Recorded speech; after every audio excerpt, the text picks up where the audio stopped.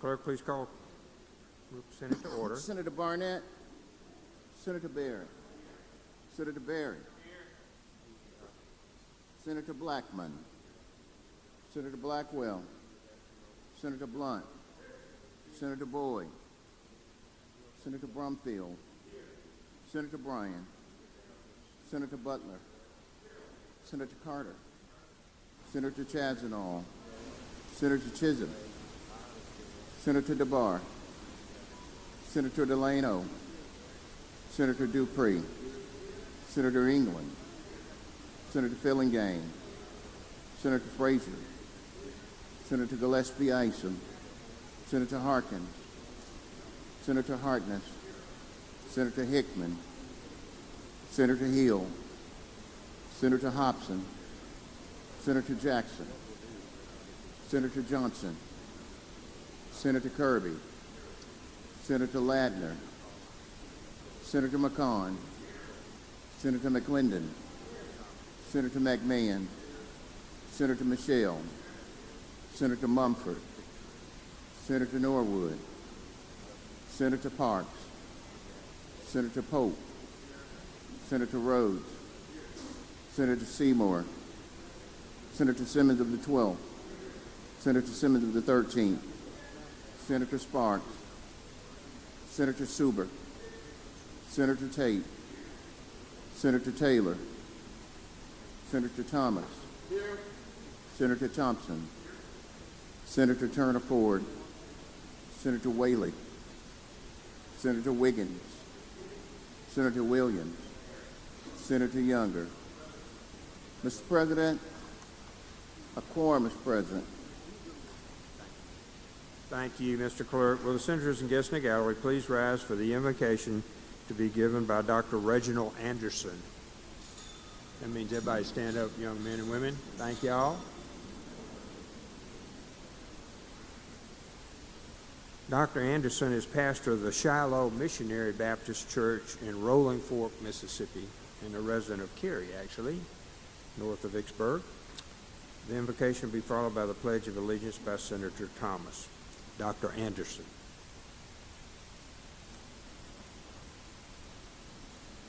I'd like to say good morning, everyone. Good morning. It's truly an honor to be invited here in this such a great moment, and it's called Invocation, where we're asking for divine guidance and direction and leadership from a higher source that this governing body can do what is best for the state. And first of all, we need to pray. Is that right? Let's humble ourselves by the bowing of our heads. Eternal God, the Father, Son, and the Holy Spirit, we thank you once again for your traveling grace that has brought this governing body together one more time. Father, we pray that they will not have a wall of partition between them based on parties, but do what's best for the people and not politics. And Father, we pray also that you will give them the wisdom and knowledge and understanding to do what is best for the people. Father, we have people that are homeless that we need to look at. We have people that help in the Delta areas, rural areas, need hospitals, and all those things that we need. So give them an understanding to do what's best. It's not about who can make the best speech, but who can do the best job. Humble their hearts so they can just be a beacon of light to this state, an example to the whole local, state, and national level that if we work together, we can make history here showing the things that can be done if a body comes together and do what thus says the Lord. Let them have hearts of compassion and consideration for others.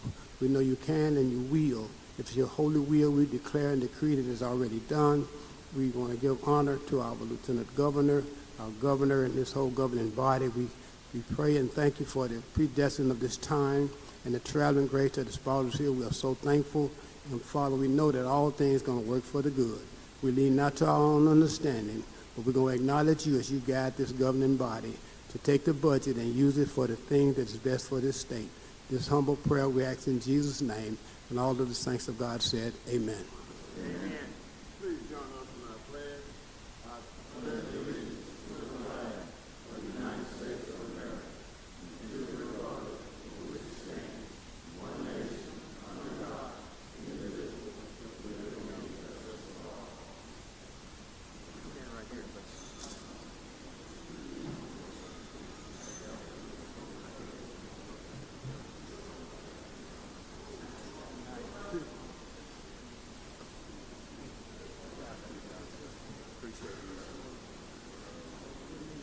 You too.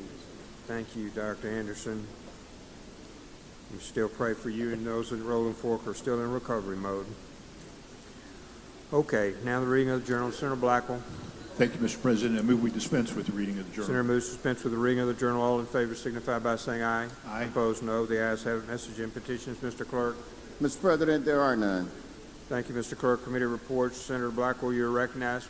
Thank you, Mr. President. I move we dispense with the reading of the committee reports. Senator moves to dispense with the reading of the committee reports. All in favor signify by saying aye. Aye. Opposed, no. The ayes have it. Next to the reading of the titles and bills and resolutions, I recognize Senator Blackwell. Thank you, Mr. President. I move we dispense with the reading of the titles of the bills and resolutions. Senator moves to dispense with the reading of the titles, bills, and resolutions. All in favor signify by saying aye. Aye. Opposed, no. The ayes have it. Now, we'll go to introductions of guests. Senator Dupree, we'll start with you, sir. Thank you, Mr. President. We have Junior Pages walking in right now, and I'll introduce them as soon as they lined up.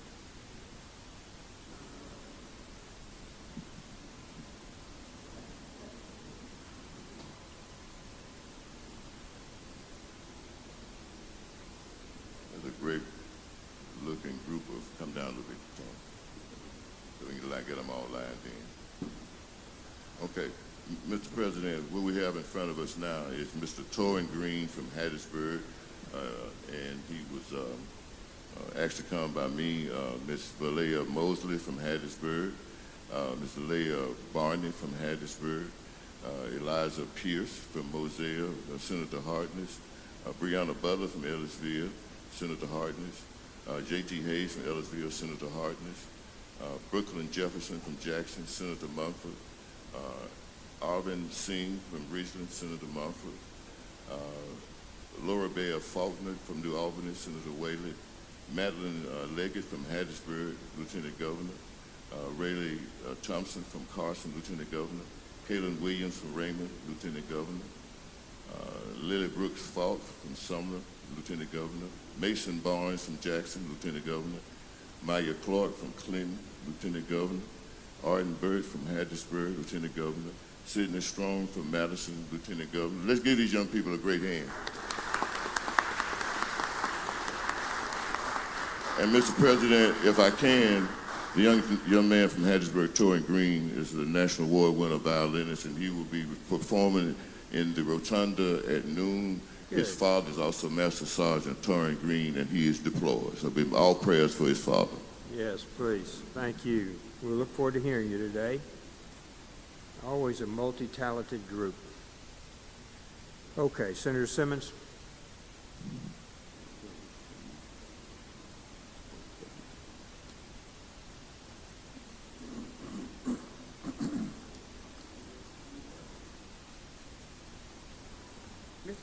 Mr. President, I request Lower Privileges Board, Northside High School basketball. Assume no objection. Granted. Sergeant at Arms, please show our guests the Senate floor.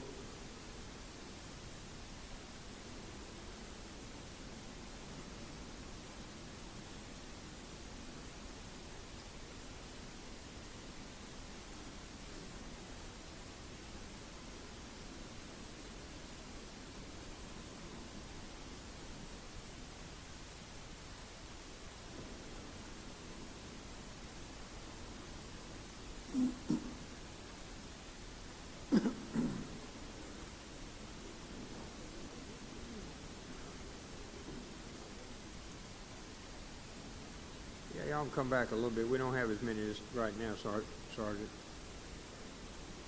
So you can get behind your coach here and Senator and the gold ball.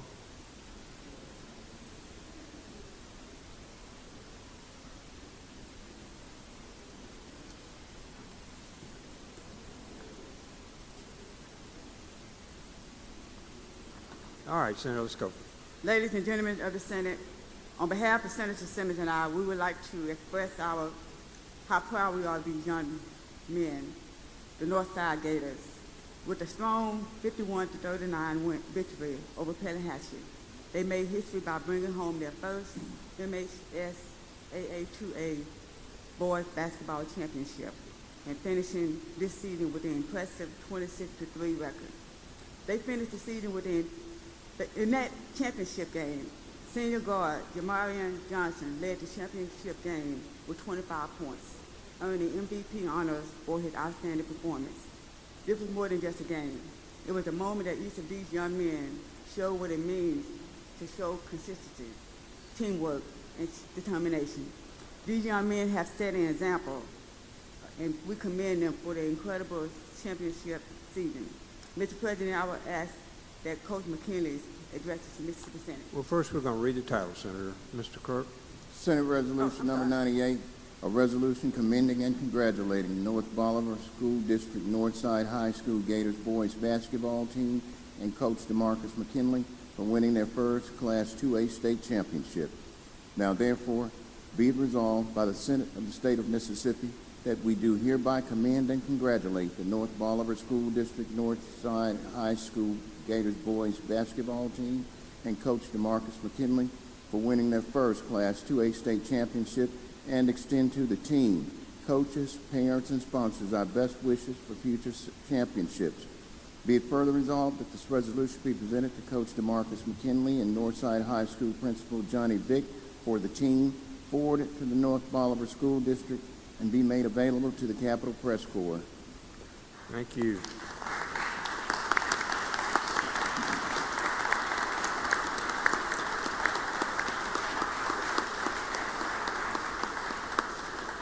Coach McKinley, you're recognized to address the Mississippi Senate. Thank y'all for having us on today. Thank the whole government body, Senator Simmons and Senator Simmons for having us. Look forward to seeing y'all again this year. Thank y'all.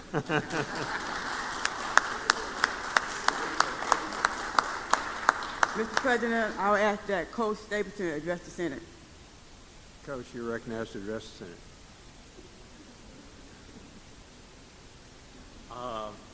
I would like to thank y'all once again.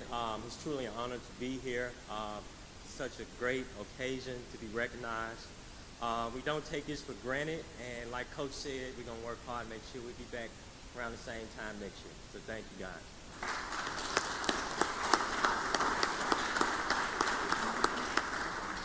Thank y'all. We got a picture, Coach, if y'all could get over here a little bit. There you go, young man.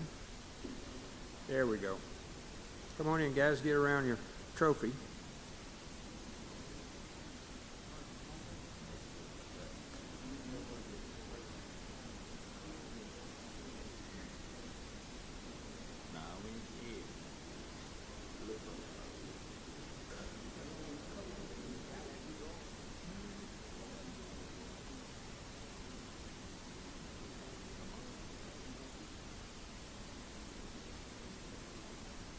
All right, here we go.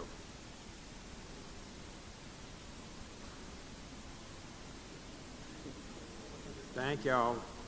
Congratulations. Congratulations, guys. Thank you, Mr. President.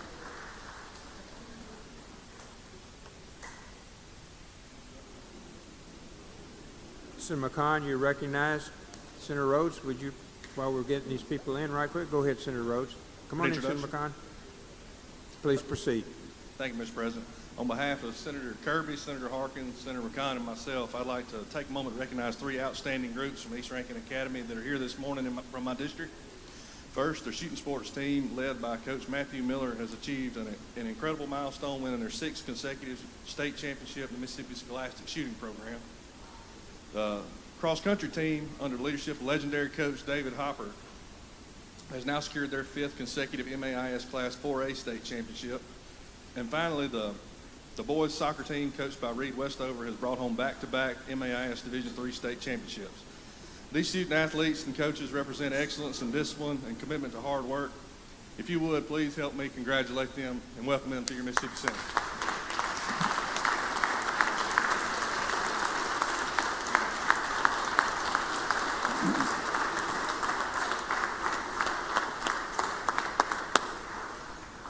Congratulations to each of you. All right, Senator McCon, we're ready for you, sir. Mr. President, I would ask for floor privileges for Coach Maurice Bowie and the Morton High School Panther basketball team. Seeing no objection, they are granted. Sergeant Owens, please escort our guests to the chamber floor.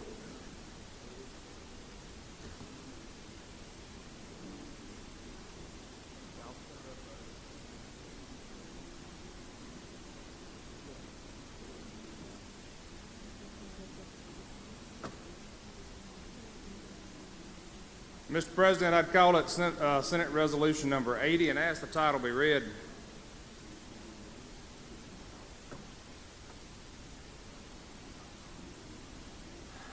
Mr. Clerk?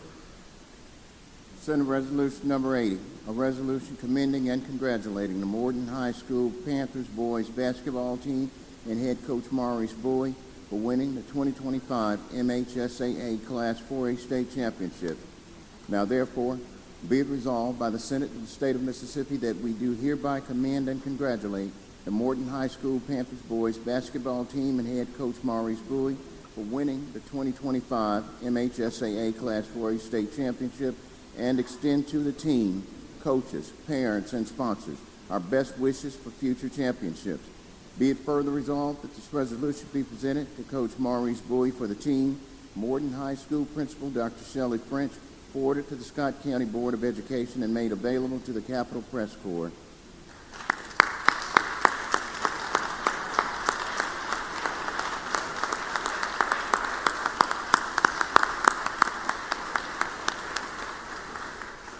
Ladies and gentlemen of the Senate, it is a good day to be a Morton Panther, for this is the third time that we get to call the home of the Golden Ball Morton, Mississippi.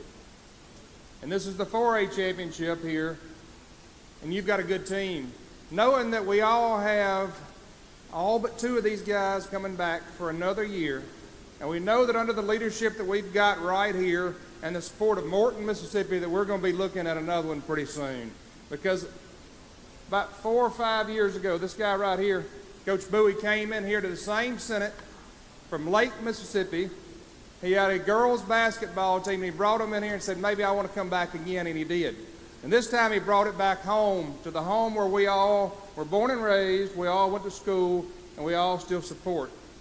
This team of young men right here are special in that they're not done. And the guys you see with them, I'll tell you this even more, they're even more special, because these aren't just coaches that have come in here from another town, from another district, or another state. These are alumni. These are alumni who were on teams. I know one of them was on one of the teams that won another state championship for Morton back in 97, 98.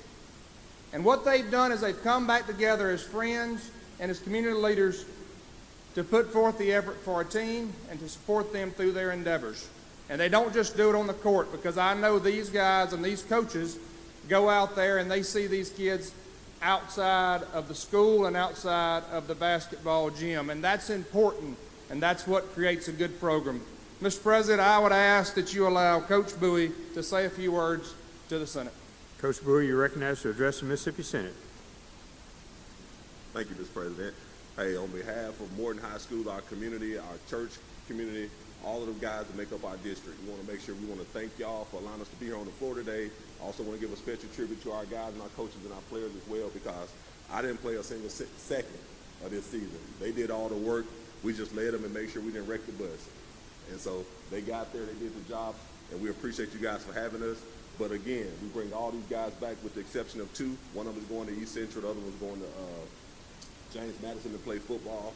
Our whole team is made up of football guys with the exception of two guys. So we were able to win this year on the championship with all football guys with the exception of two. We bring all of those guys back, and we've already got the other two replaced already. So we're looking to see you guys again next year. Thank y'all again for having us. We appreciate it.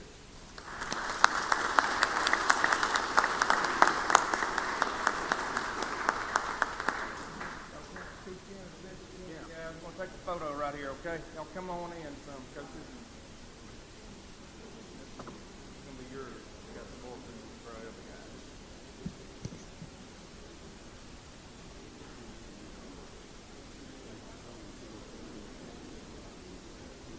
Good? Congratulations. Let's try to take one more photo and get you on the other side.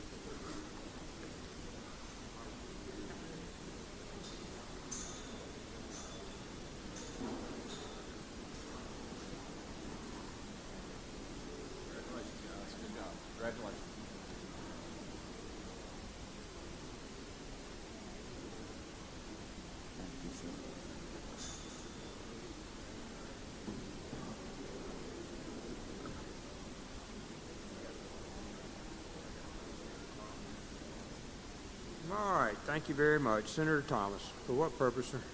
Introduction, Mr. President. Please proceed. Today we have the doctor of the day to my right.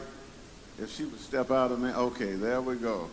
Today we have Dr. Adrian Gilliam Pierre, MD, and she's with the Pierre Dawson Medical Consulting Group out of Madison, Mississippi. She's in my district. I'm blessed today and honored to have the pastor of the day and the doctor of the day. Let's give her a warm Senate welcome. Senator Barrett, Introduction, Mr. please President. proceed. With us today, we have in the West Gallery the Brookhaven Academy Lady Cougars fast pitch softball team. Mr. President, I would ask that they stand. Mr. President, we have a resolution before the clerk, and I would ask that that be read. Clerk, please read the resolution. Senate Resolution Number 108, a resolution commending and congratulating the Brookhaven Academy Ladies Cougars Girls Fast Pitch Softball Team and Coach Lisa Covington for sweeping rival Silman for first the 2026 MAIS 4A D3 Girls Fast Pitch Softball title. Now therefore, be it resolved by the Senate of the State of Mississippi that we do hereby commend and congratulate the Brookhaven Academy Ladies Cougars Girls Fast Pitch Softball Team and Coach Lisa Covington for sweeping rival Silman for the 2026 MAIS 4A D3 Girls Fast Pitch Softball Team and extend to the team, coaches, faculty, parents, and sponsors our best wishes for future championships. Be it further resolved that this resolution be presented to Head Coach Lisa Covington for the team, forwarded to Brookhaven Academy Head of School Jason Case, and the Board of Trustees, and made available to the Capitol Press Corps.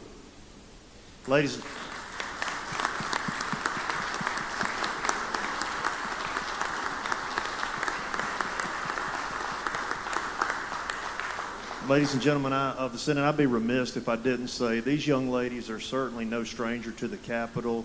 They have won multiple state championships. They not only win on the field, but they also win in the classroom. They are guided by Coach Lisa Covington, who is a no-nonsense coach. So thank you all for the applause, but I would ask that we give them one more round of applause.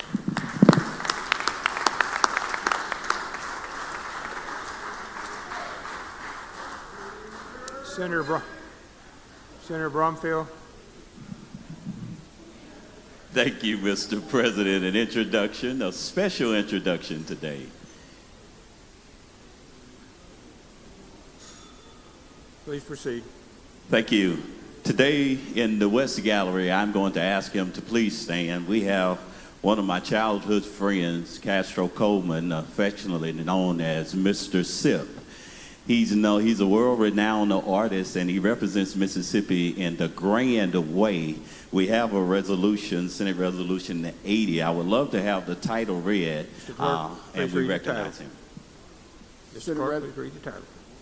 Senate Resolution Number 50, a resolution recognizing the music contributions of Mississippi gospel and blues artist Castro Mississippi Coleman from Macomb, Mississippi, Grammy-winning guitarist with the Williams Brothers. Now therefore be it resolved by the Senate of the State of Mississippi that we do hereby recognize the music contributions of Mississippi gospel and blues artist Castro Mississippi Coleman from Macomb, Mississippi, Grammy-winning guitarist with the Williams Brothers, and extend our congratulations to a Mississippi Gospel and Blues Ambassador and best wishes for future success. Be it further resolved that this resolution be presented to Castro Coleman, forwarded to the Mississippi Arts Commission, and be made available to the Capitol Press Corps. Thank you, Senate.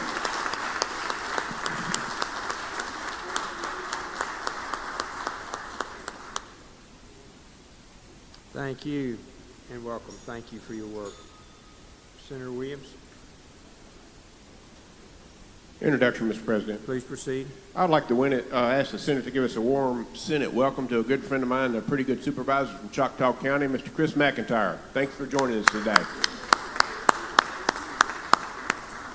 Senator Berry. Mr. President, I rise for 2 introductions, please. Please proceed. I would ask first that the title of Resolution 106 be read, please. Mr. Clerk, please read the title. Senate Resolution Number 106, a resolution commending and congratulating the Simpson County Academy Cougars boys cross country team and Coach of the Year, Angel Overstreet, for back-to-back state MASIS 4A Division I state championships and for being undefeated in 2025. Mr. President, I'll follow up with a brief introduction. This is the Simpson County Academy boys cross-country team that we're recognizing. They have back-to-back state titles in what I consider the hardest sport that is out there, which is cross-country. They had an average time of 17:57 across their meet and outscored their opponents by 29 points, making them the fastest team in the meet. But Senate, please congratulate them. Then I ask another resolution to be read, please. Mr. President, I ask that title of Resolution 107 be read. Mr. Clerk. Senate Resolution Number 107, a resolution commending and congratulating Simpson County Academy's Lily Overby as 3-time cross-country state championship and 2024-2025 Gatorade Mississippi Girls Cross Country Player of the Year. Mr. President, Lily Overby is an outstanding cross-country team member of Simpson County Academy. As they said, she's a Gatorade Girls Cross-Country Player of the Year, 3-time individual state champion, and a signee of Mississippi State University to go and continue her running up there. She's accompanied by her other teammates, girls from Simpson County Academy, who finished as runners-up in the MAS state title. Please help me congratulate and welcome them.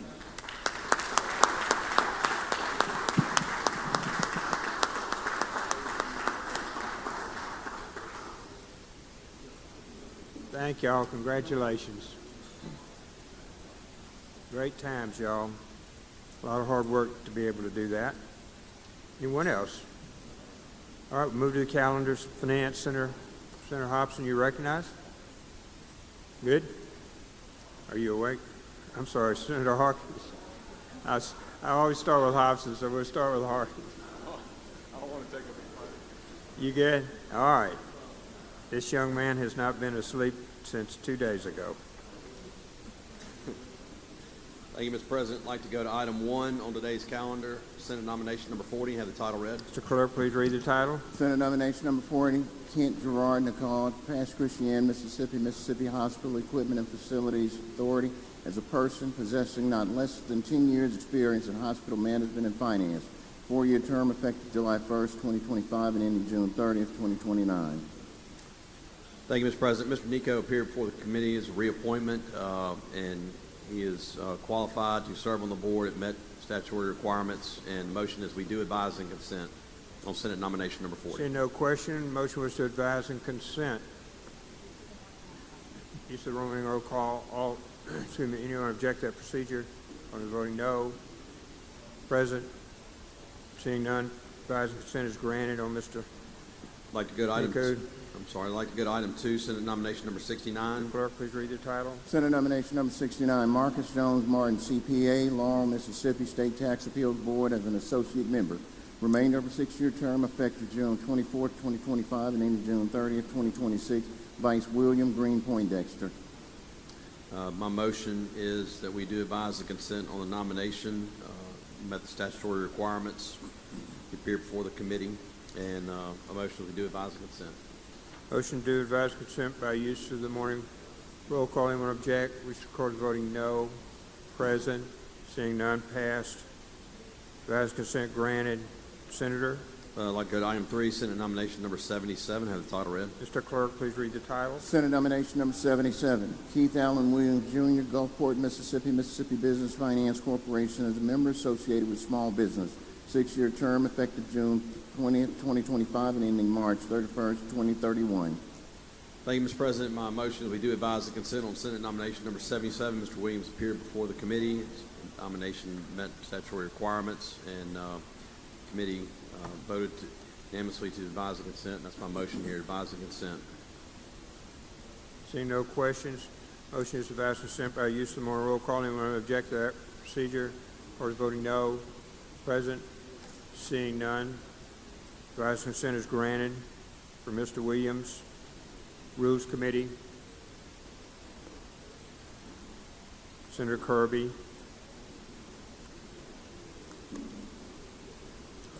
Oh, goodness. Oh, goodness. Thank you, Mr. President. I'd like to suspend the rules and take up items 4 through 42 in block. I'll give you just a moment, Senate, to 4 through 42.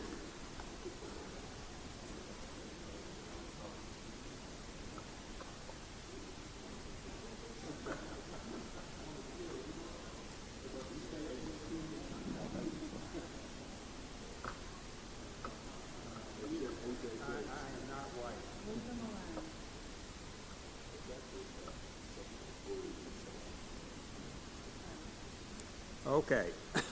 Motion is to take 4 through 40, excuse me, and 42, I think. Yes, sir. 42 in block. Seeing no objection, it is granted. Senator Hickman, for what purpose? Introduction at the appropriate time. Okay, one moment. As soon as we finish this, we'll go to you, Senator Hickman.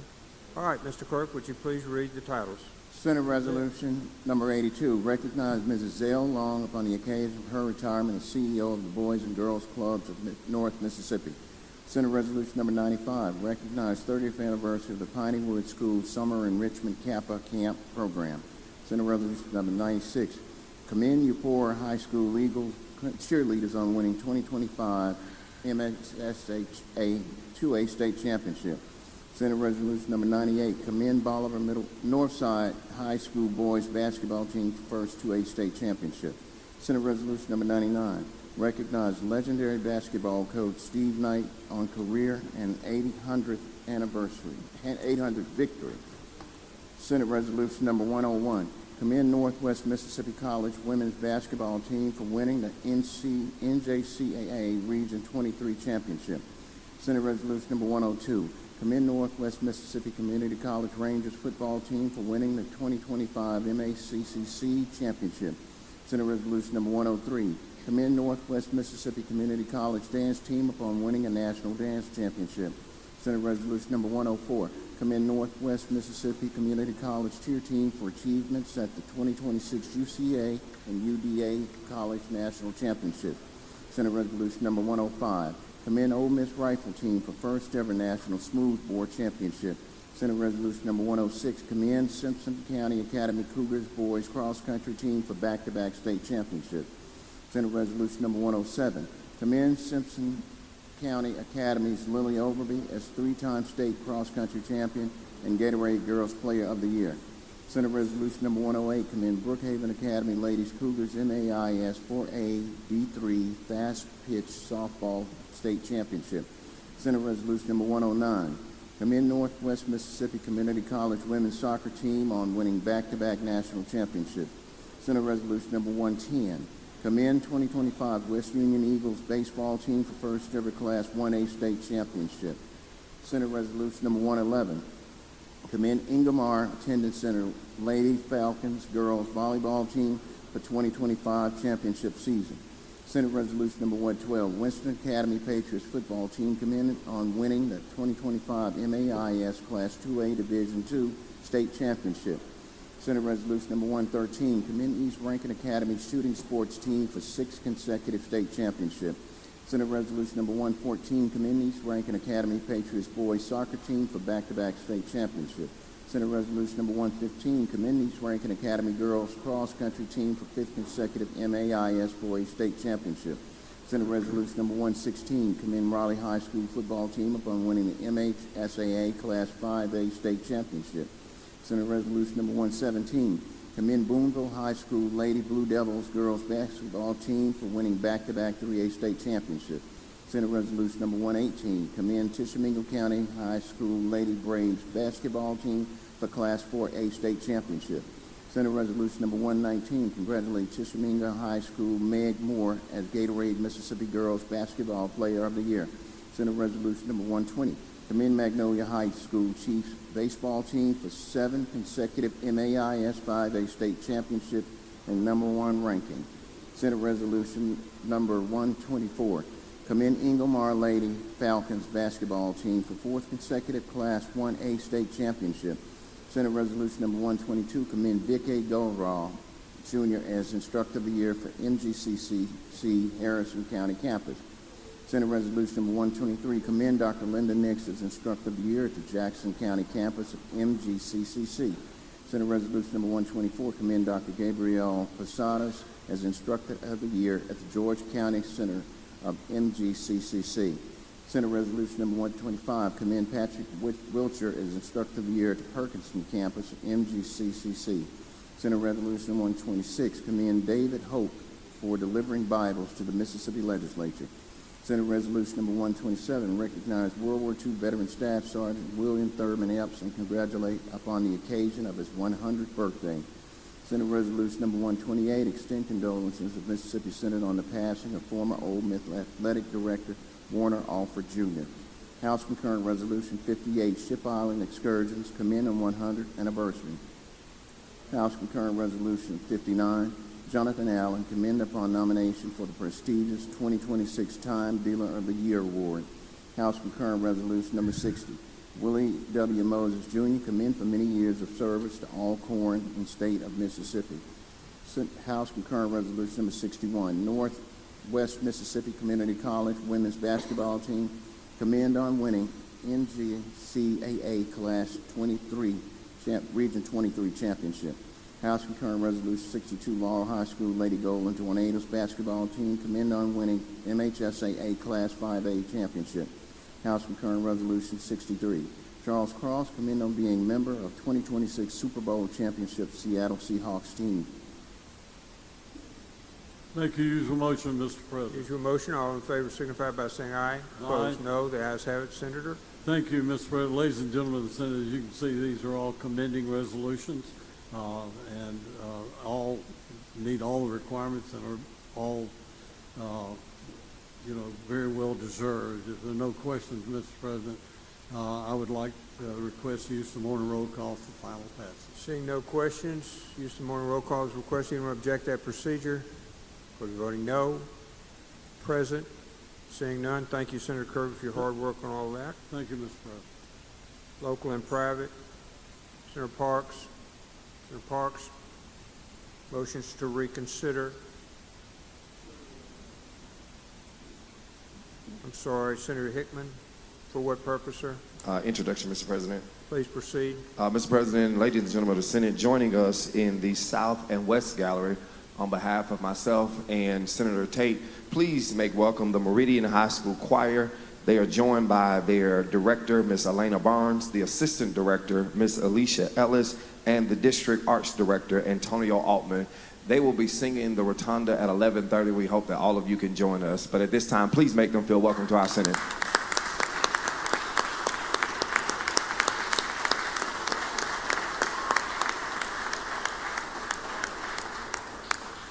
Thank you very much. Senator Barrett.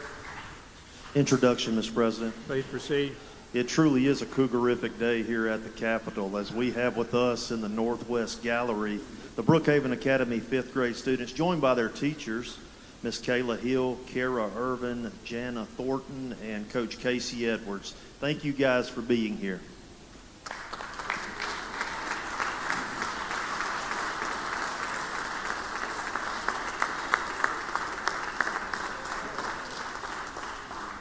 Thank you. Senator Chisholm. Introduction. Please proceed, ma'am. We have a very special guest in our North Gallery today, Mr. David Hoke. This is the man who is responsible for delivering every Bible that has been delivered in this Capitol. Thank you for standing. We also have another man along with him, Mr. Bob Richardson, who is his right hand and helps to get this done.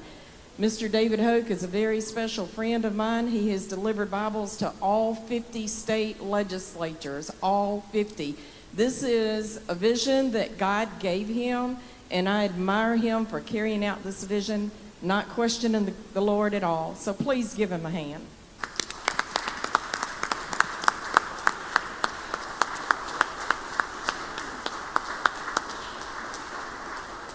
Thank you very much. We appreciate you and your ministry. Okay, Fillingham, pass and retain. Fillingham, pass and retain. Harkins, Senator Harkins. Senate, we're on 47.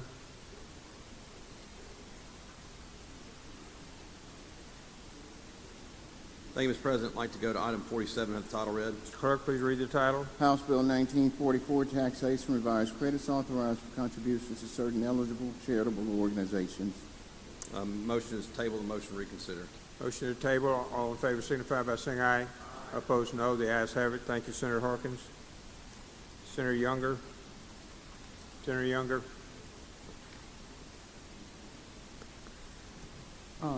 Yes, Mr. President. Have item 48 and the title read, please. Mr. Clerk, please read the title. Senate Bill 2643, Memorial Highways. Designate a segment of Mississippi Highway 550 in Lincoln County as the Lamar Smith Memorial Highway.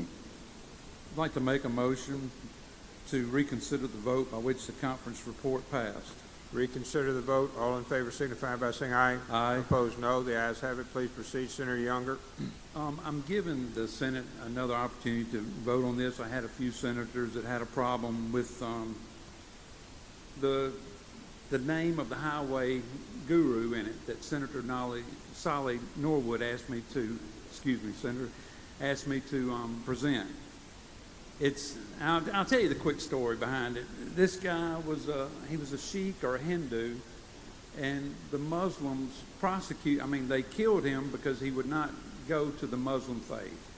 But anyway, the citizen that asked Senator Norwood to name this highway came to him and asked him to do it, and I was all in. Our country was founded on freedom of religion. But anyway, I would, ask for passage by the morning roll call. Senator has asked for passage by use of the morning roll call. Does anyone object to that procedure? Does anyone wish to be recorded voting no? Chisholm, no. Harkness, no. Whaley, no. Blackwell, no. Clendon, no. Seymour, no. Hill, no. Rhodes, no. Anyone else, no. Present. Any present? Seeing none, the bill passes by use of the morning roll call. Or the motion passes by use of the morning roll call. Senator Harkins. Thank you, Mr. President. I'd like to go to item 49, have the title read. Mr. Clerk, please read the title. House Bill 1793, sales tax, exempt retail sales of firearms safe during annual Mississippi Second Amendment weekend holiday. My motion is to table the motion to reconsider. Motion to table the motion to reconsider. Senator Turner Ford, for what purpose? Senator Turner Ford is speaking against the bill. You're ready. Time started. Thank you, Mr. President. I'm before you today to speak against the motion to table. When this bill passed out of committee, when it came before the Senate Finance Committee, I think there was an amendment that was added to it that exempted the sale of diapers during the tax-free weekend. And when the bill went to conference, that language was deleted. And just to provide just I would say a basis why I'm before you, this type of exemption crosses multiple demographics. Working families, not only children, but those who have to provide care for people who have urinary incontinence. Some cancer patients can benefit from this relief. So I would just ask that you all would oppose the motion to table. This language needs to be added back to the bill, and I'm just requesting that that would be the position of the Senate. So I'm asking you to oppose the motion to table. I'll yield the podium. Senator Harkins, you're recognized speaking on Thank you, behalf Mr. of your motion. Thank you, Mr. President, and I appreciate Senator's thoughts. There's a long list of people that have different exemptions and different requests, and Tom, this is what was agreed to by our colleagues down the hall, and I understand their concern, but, that's the bill that was available to be passed through the conference process. So my motion is that we do table the motion to reconsider. Motion is to table the motion to reconsider. All in favor signify by saying aye. Aye. Opposed, no. No. We'll try that one more time or we're going to count. All those in favor signify by saying aye. Aye. Opposed, no. No.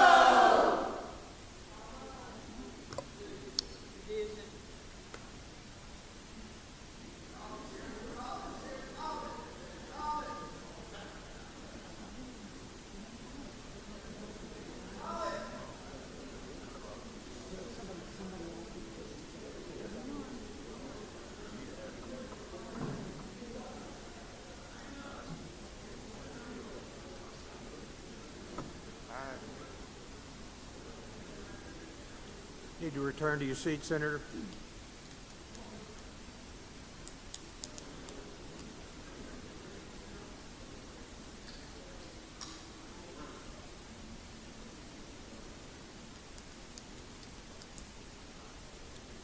Okay.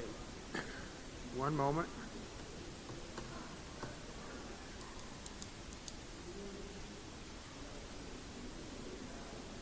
Senator Delano. Senator Delano, we're waiting on you, sir.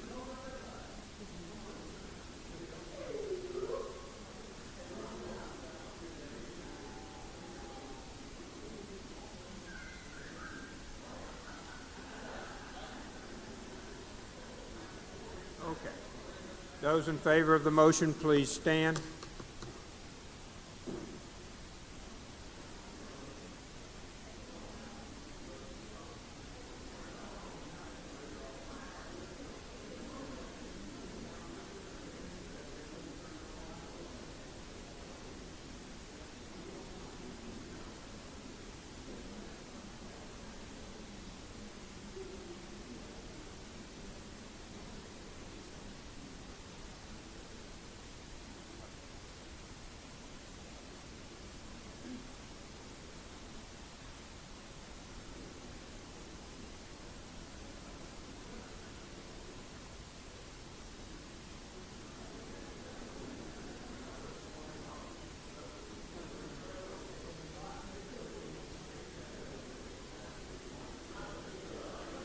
We need to have the opposed, though.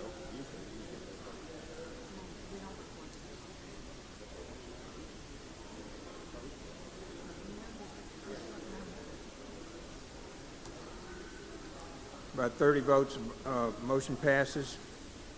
The motion is carried. We'll go to the finance calendar.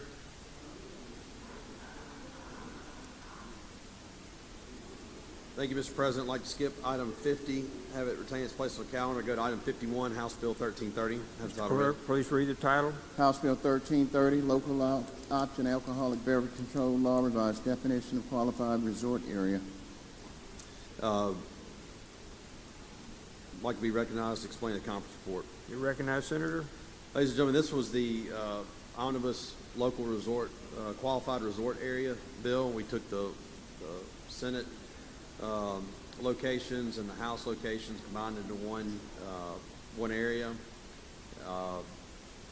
There is if your list was with Ian, it's in here. I can read. I'm going to go down and read the areas that are affected by it. There was a revised area in Lost Rabbit boundaries, area in Seminary, local control, area in Covington County, either seminary or outside limits, local control. House Bill 1445, I guess there was a 10.5 acres known as 1129 Sharon Road, area outside Oktibbeha County, local control, area in Simpson County, area in Lamar County, town of Lumberton,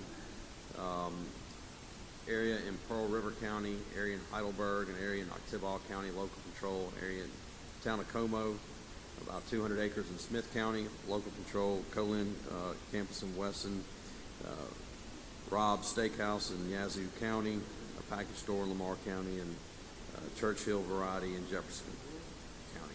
That's a list of them. If there are no questions, I move adoption on the morning roll call. Questions on the bill? Seeing none, Senator. Morning roll call. Use Final of morning passage. roll call for final passage has been requested and object. Mr. Carter voting no. All right, here we go. Chisholm, no. Harkness, no. Present. Brumfield, no. Norwood, no. Frazier, no. Seymour, no. Tate.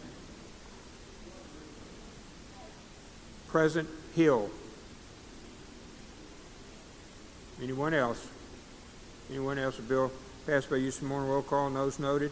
52, Senator. I'd like to skip item 52, have it retain its place on the calendar. Go to item 53, Senate Bill number 2828, and have the title read. Mr. Clerk, please read the title. Senate Bill 2828, Money Transmission Modernization Act, require licensee to charge fee for 287G in general fund refundable via income tax credit.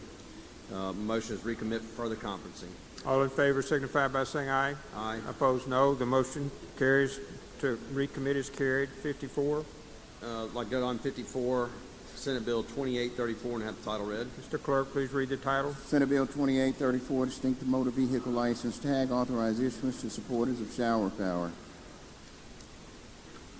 My motion is we adopt the conference report and be recognized to explain. You're recognized to explain, Senator. Ladies and gentlemen, this is the omnibus tag bill. You had your tag request in. We wound up putting it all into one bill with the house tags. In Section 4, it authorizes special tags for Shower Power, United States Coast Guard Auxiliary, Eagle Home School, Inc., Madison Regional Academy, Corinth School District, Mississippi Sound Estuary Program, Brown Missionary Baptist Church in South Haven, Heritage Christian Academy in Picayune, and Extra Table fees. It reauthorizes special tags for supporters of D'Iberville High School, Kossuth High School. Also reauthorizes special tags supporters of Ronald McDonald House Charities, Mississippi. It extends authorization for a period of issuance. Special tags supporters of Wildlife Mississippi. Authorizes alternative black background special tags supporters of Wildlife Mississippi. Section 9 authorizes special tags supporters of persons who are honorably discharged, veterans of the United States Space Force.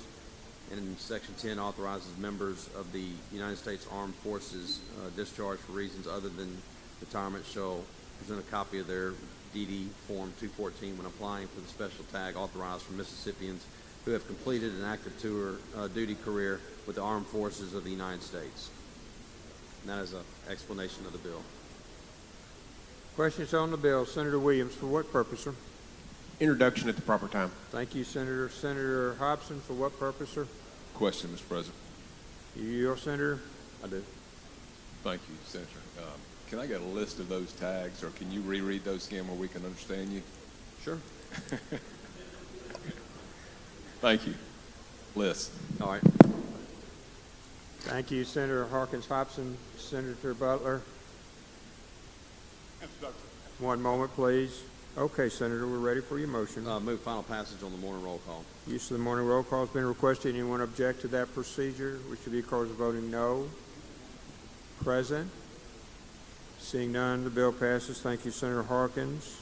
55. I'd like to skip item 55, have it retain its place on the calendar. Thank you. Thank you, Senator Harkins. Appreciate your hard work on just about everything.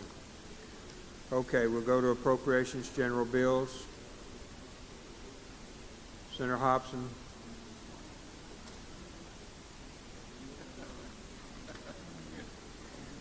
Thank you, Mr. President. Before we take up items 56, I seek unanimous approval. I seek approval for unanimous consent to change Senate Bill 3105 on yesterday's supplemental calendar number. It was item 5 on yesterday's supplemental calendar number 3, Senate Bill 3105. It's up. That's the clerk to read the title. Mr. Clerk. Senate Bill 3105, appropriation additional to certain state agencies and boards for fiscal year 2026 and fiscal year 2027. Thank you. I seek unanimous consent to change amend on line 14 by striking the word, quote, defraying, close quote, and by inserting the words, quote, providing funds to defray the cost of, close quote, in lieu thereof, and also on the same line, striking the words advertising and promotion, in quotes, and by inserting the words association's workforce program, close quote, in lieu thereof. This is the NBA tourism fund, and the title to which we were sending the funds was improper, so we're just changing the title. All in favor signify by saying aye. Aye. Seeing no exemptions granted, Senator Williams. Senator Williams. Thank you, Mr. President. If I'd like everyone in the Senate, if you would, in the West Gallery, Ms. Jo Helen Walker, if you'd stand up. This is my good friend and the Octavia County tax assessor and collector. Let's give her a great Senate welcome. Senator Butler. Thank you, Mr. President. At this time, Mr. President, the Copiah County Ministerial Alliance, they will welcome over on the House side, and the president of the Copiah County Ministerial Alliance, Reverend Victor Dixon, and First Lady Dixon, they honored them over there. And we have all the members of the Copiah County Ministerial Alliance and the president here. We would like you to stand so the city can make you welcome. And I would like to say that on behalf of Senator Berry, Senator Norwood, and myself, we would like for the city to give them a hand of welcome.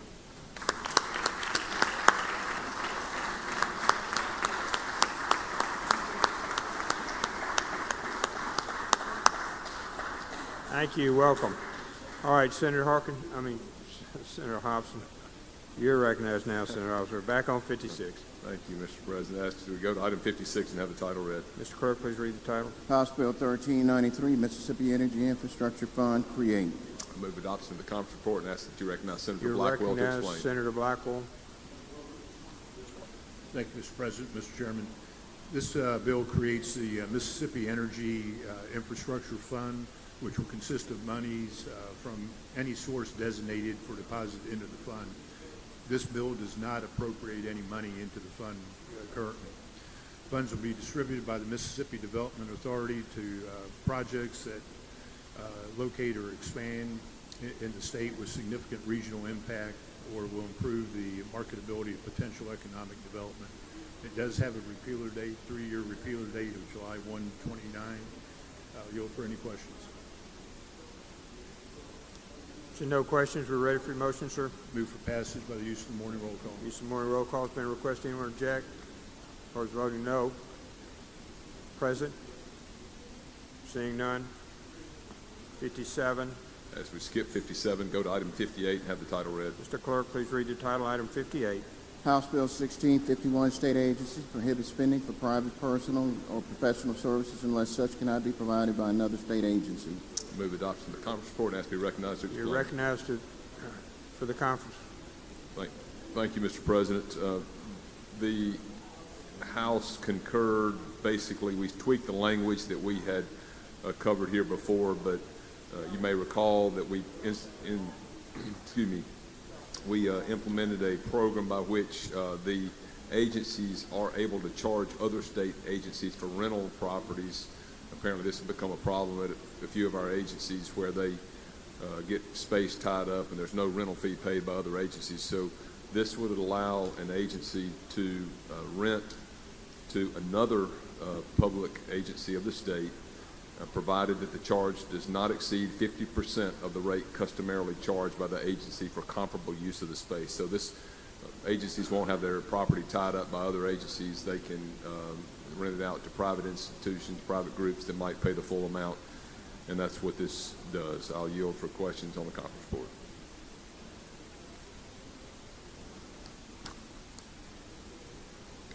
Questions on the bill? Seeing none. Seeing none, I move adoption of the conference report by use of the morning roll call. Use of the morning roll call has been requested. Anyone object? Tories voting no. Present? Seeing none, the bill passes by use of the morning roll call. Senator? Thank you, Mr. President. As we go to item 1653 and have the title read. That's number 59, Mr. Clerk. Please read the title. House Bill 1653, Local Improvements Project Fund and IHL Capital Improvements Fund, revise certain projects funded with monies from.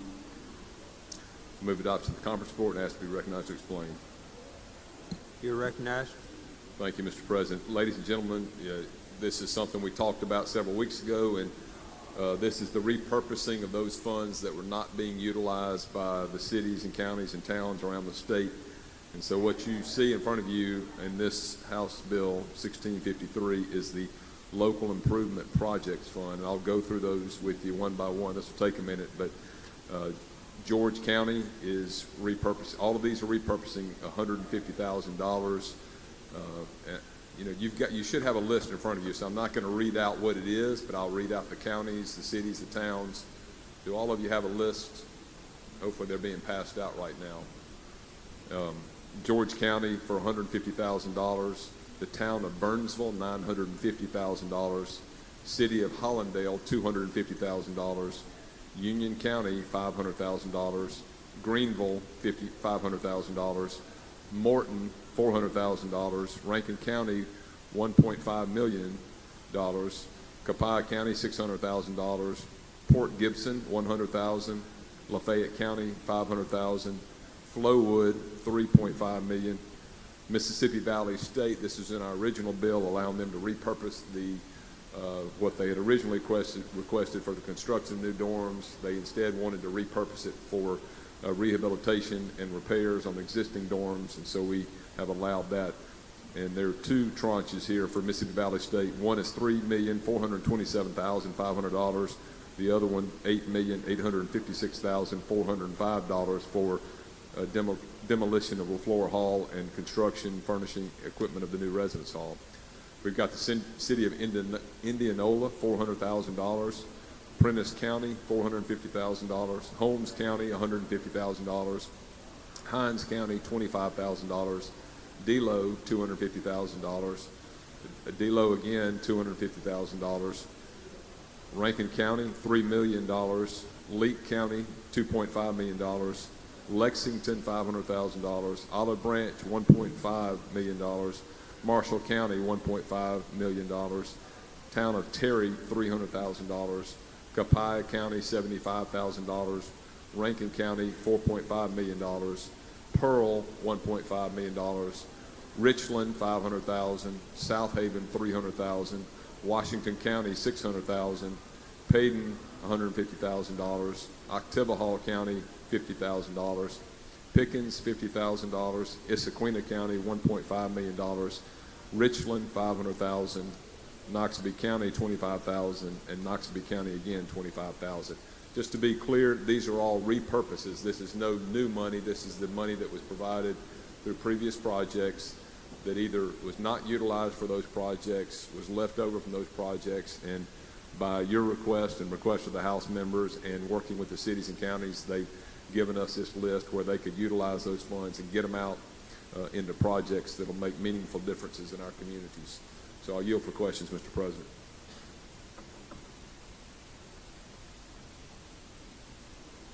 Senator McMahon, for what purpose? I have a question. You, Senator? I yield. Senator, you're recognized. Thank you, Mr. Chairman. Hey, I was looking through this bill. As far as I can tell, there's no clawbacks in here of any projects. These are just repurposing of dollars. There are no clawbacks for any other projects. Is that accurate? That is accurate. What we did, just so you'll know, Senator, in this process of negotiation with the House, and I think I mentioned this before in here, but we have agreed that we all need to send a signal to our cities and counties. We talked about trying to claw back funds that weren't being utilized, but I think a lot of folks felt as though we needed to give cities, counties, towns, et cetera, an opportunity to utilize those funds, but know that when we come back in next year, if people aren't spending the funds, they need to get them back in, and let's either repurpose them or use them for something else that's meaningful. Yeah, I appreciate that, and I think that message has been sent. I'm going to carry that message forward to myself at the MML conference this year on the coast. Thank you. To support you in your work and what you're trying to do and our colleagues. But as for this bill, It's only repurposing these funds. There is no clawback on any other city. Correct. From what I can see. Yeah, that's scanning. right. With Okay. no clawback. We did discuss that. Yes. Going in earlier, but I know the message, and I'm glad that you'll be going to MML as our leader of municipalities here in the Senate to make sure that people understand. We want you to, if you're not using the funds, we need to get them back where they can be used in other good ways to help out the state. Well, the members of the Mississippi the municipalities, senators will be carrying that. Our committee will carry that forward and continue that message. Thank you, Senator McMahon. Thank you, Senator. Senator Hickman. Question, Mr. President. Do you yield, Senator? I do yield. Senator Hickman is recognized for a question on this bill. Thank you. Chairman Hobson, just a couple of informational questions. On this line that says the project amount, that was the original amount. Correct. But the bill is repurposing what's left if some of those have monies Correct. left. Yes. Okay, I Thank just wanted to make sure because it wasn't adding up with the numbers we had. Thank you so much. Yeah, well, thank you. I thought I said that. If I didn't, thank you for bringing that up, Senator Hickman, because some of these amounts may not be the exact amount. It may be that they've used part of these funds, but that's a good point you made, Senator Hickman. Good question. Senator McClendon. Question, please. Do you yield for a question, Senator? I do yield. Senator McClendon is recognized for a question on the bill. Thank you, Mr. President. Thank you, Mr. Chairman. If something didn't make the list on here, is there a reason why? We had plenty of time. Everybody was supposed to have gotten those lists in. I know I turned in everything, and the House members turned in everything, so let me check and see if there's anything I don't know.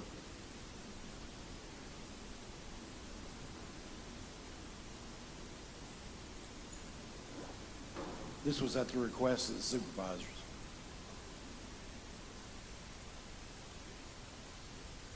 Yeah, one thing that Corbin reminded me too was there were some projects that people had put in for instance, if it was a project that came through your district or your area, but it was not your project originally, they checked with the originating senator or representative to see if that was what their purpose was originally. So they didn't want to pull something out from them. And we also asked the members to get correspondence from someone that could authorize these are things that would be needed in these communities, so that we just didn't take the funds and repurpose them without the city, town, county knowing what was going on. So DeSoto County supervisors need to take this up with the House member then? I don't know what project it is, but if there was one, for instance, that you put in as a project for your, say Hernando or somewhere in DeSoto County, you wouldn't want a representative who didn't work with you to try to change the project that you had worked on to get in your community. Oh, I agree.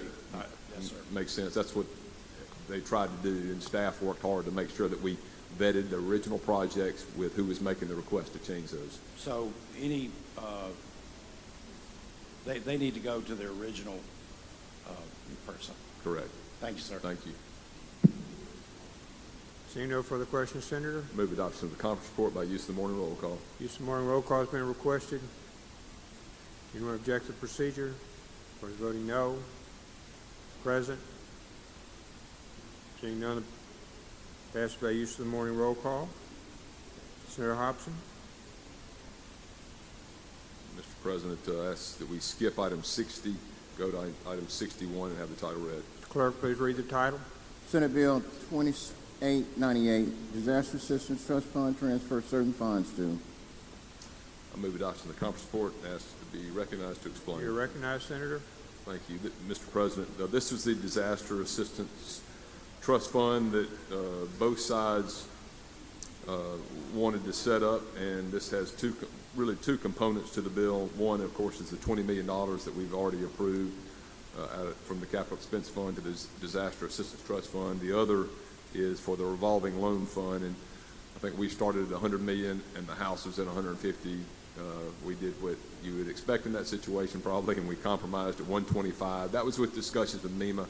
I personally spoke with MEMA about this, and they felt like 100 might work, 150 would be at least plenty, and 125 is probably a good number to land on here. So those are funds that were taken out of CapEx, so that's coming out of our CapEx account this year. However, those are funds that are on the revolving loan fund. Once they're paid back from FEMA, they will be sent back to the state to go back into CapEx. And I see Senator Delano over here. I want to thank him for his hard work on all the MEMA bills, this and the initial $20 million in addition to some other stuff he's been working on. And I'll yield for questions. Questions on the bill? Seeing none, Senator. Motion is adoption of the conference report by use of the morning roll call. Use of the morning roll call has been requested. Anyone object? Or is voting no? Present. I do want to thank Senator Delano, who has worked exceptionally hard on bringing that bill here. So I think we all, particularly those who got frozen, need a hand for Senator Delano.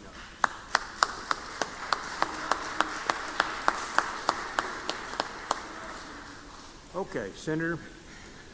Before I yield the podium, Mr. President, I seek unanimous consent to correct a clerical error that would be in House Bill 1896, which was number 1 on supplemental calendar 3 yesterday. It's on the screen, sir. Thank you. Ask the title be read. Clerk, please read the title. House Bill 1896, Appropriation Marine Resources Department of.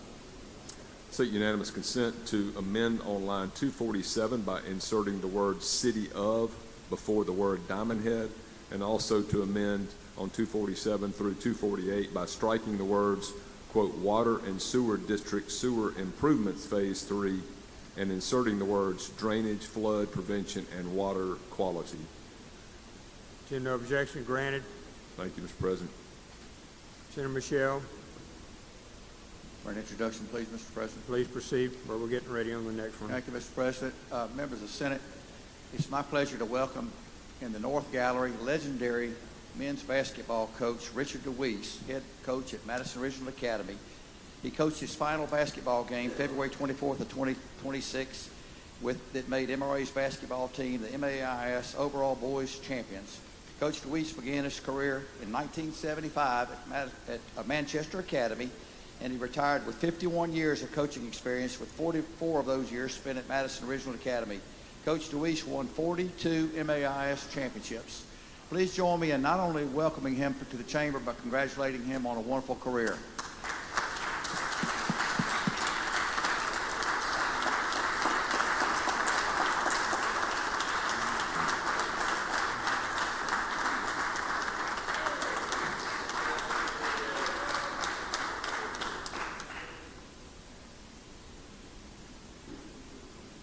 That is truly a legend for those of you who've been around basketball in Central Mississippi. So congratulations. Good to have you up here, Coach. All right. Senator Hobson, you're good on 62, sir? Pass and retain? 3 committee? Okay. Then general bills, Senator Fillingane. 63, Senate. Mr. President, let's get the item called up and have the title read. Mr. Clerk, please read the title. House Bill 377, the Missing Persons Reporting and Identification Act, create to require input of missing persons in NAMUS. The motion is going to be that we do adopt the conference report, and if you would recognize Senator Wiggins to explain the report. Senator Wiggins, you're recognized to explain. Thank you, Mr. President, Mr. Chairman. In the conference report, what it really does is they took most of the language that the Senate put in.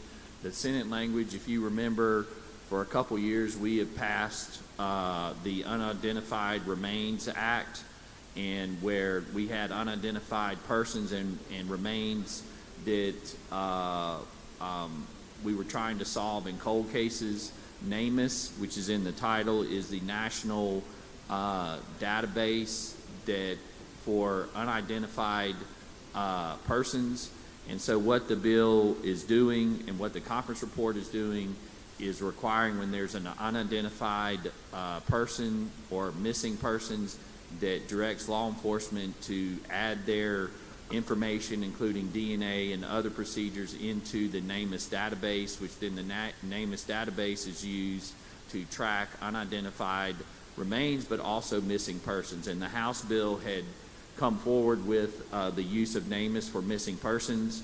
And so what the conferees did was took the Senate, most of the Senate language, because it had both the missing persons as well as the unidentified person's issue in the Senate bill. And with that, I'd be happy to answer any questions. Questions on the bill? Seeing none, Senator. Move adoption of the conference report on the morning roll call, Mr. Mr. Morning President. roll call has been requested. Anyone object to that procedure? Mr. Cordy voting no. Present. Seeing none, thank you, Senator. Fillingham, thank you. Senator Wiggins, we go to 64, Senate. I'd like to skip item 64 and go to item 65, call up and have the title read. Mr. Clerk, please read the title. House Bill 538, sanctuary policies prohibit certain government entities and employees from adopting or interfering in federal immigration enforcement. The motion is that we do adopt the conference report, and if you'll recognize Senator Hill to explain. Senator Hill, you recognize. Thank you, Mr. Chairman. Basically, what this does is it takes a section of code that we passed in 2017 about sanctuary cities, and it just puts some teeth in the policy. And the main thing the bill does is require localities to work with ICE to serve immigration warrants and notices to appear, and it provides an enforcement mechanism through the Attorney General's office, and it just basically says that any state agency, political subdivision, or law enforcement agency just basically has to cooperate with ICE for detainers and appearances, and there's no sovereign immunity in it like was in it in committee. That was all taken out, so it just says that the enforcement mechanism is through the Attorney General's office. Questions on the bill? Seeing none, Senator. Move for passage on the morning roll call. Use the morning roll call. Adopt the conference report. The morning roll call has been requested. Anyone object to that procedure? Court is voting no. Ready? Blunt, no. Bryan, no. Brumfield, no. Mumford, no. Simmons, D, no. Dupree, no. Isom, no. Frazier, no. Thomas, no. Hickman, no. Pope, no. Jackson, no. Blackman, no. Norwood, no. Simmons, S, no. Butler, no.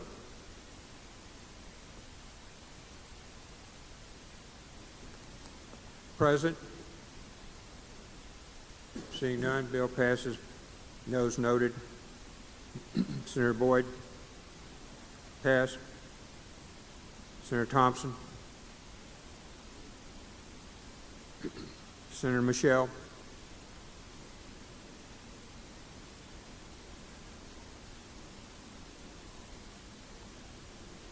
Senator Tate.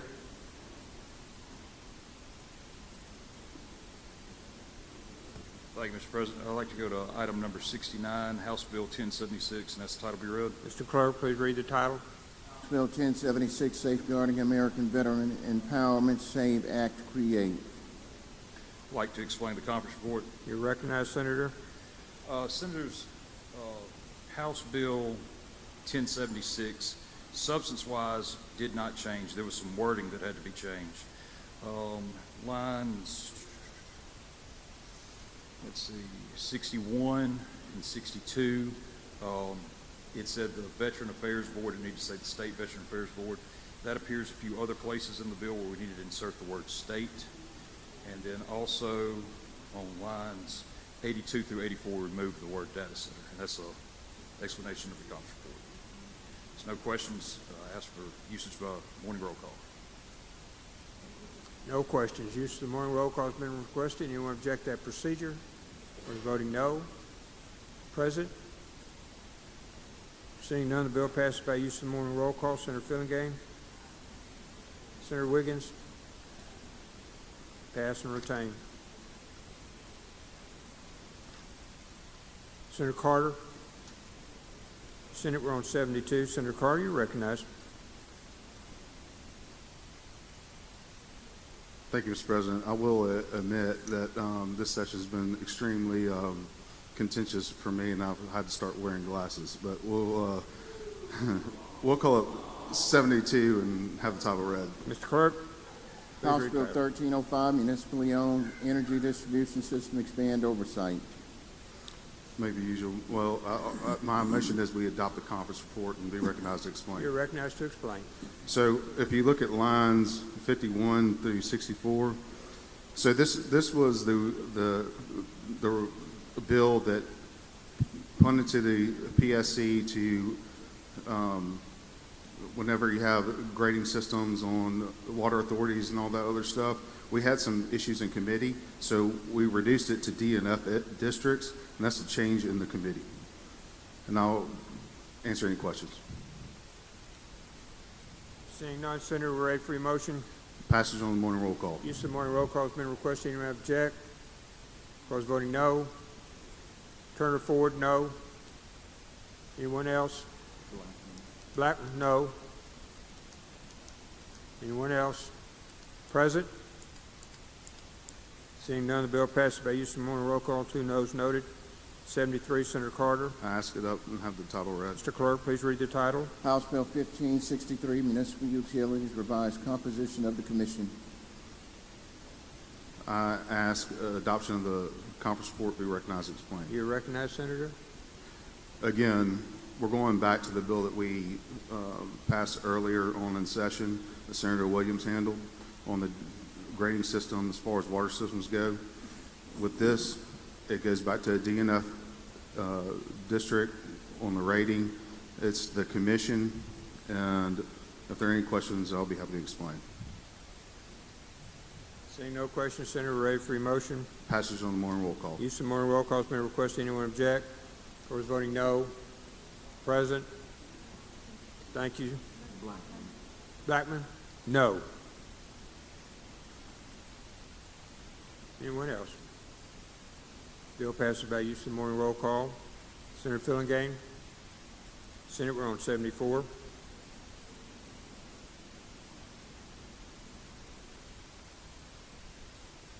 Thank you, Mr. President. Let's get item 74, call it up and have the title read. Mr. Clerk, please read the title. House Bill 1612, Department of Public Safety, Consolidate Officers and Revised Provisions Related to. Thank you, Mr. President. I'll be happy to explain the report. You're recognized, Senator. So this is the one that Commissioner Tyndall has been working with us on during the session to consolidate the various departments of the Mississippi Department of Public Safety. Currently, there are 11 divisions under the umbrella of DPS, and this bill, starting on lines 30 through lines 58, will reduce that to 4 different divisions only. So it would be the Mississippi State Patrol, the Mississippi Bureau of Investigation, the Mississippi Law Enforcement Division, and then support services. So as they move into their new headquarters, he says that this will help streamline their efforts and make things run a lot smoother with just 4 division heads and not so many duplication of services. Also, on line 125 through 127, we put language in here, and I think Senator Sparks was integral in this, that says that nothing within this section shall expand or contract the eligibility for service retirement benefits under section 2513.3, and that was simply to make sure that with this consolidation of the various divisions that you didn't have people going from one retirement plan to another. So that is just sort of explanatory language that reaffirms what we believe to already be true, that we can't do that, but nevertheless it never hurts to restate those.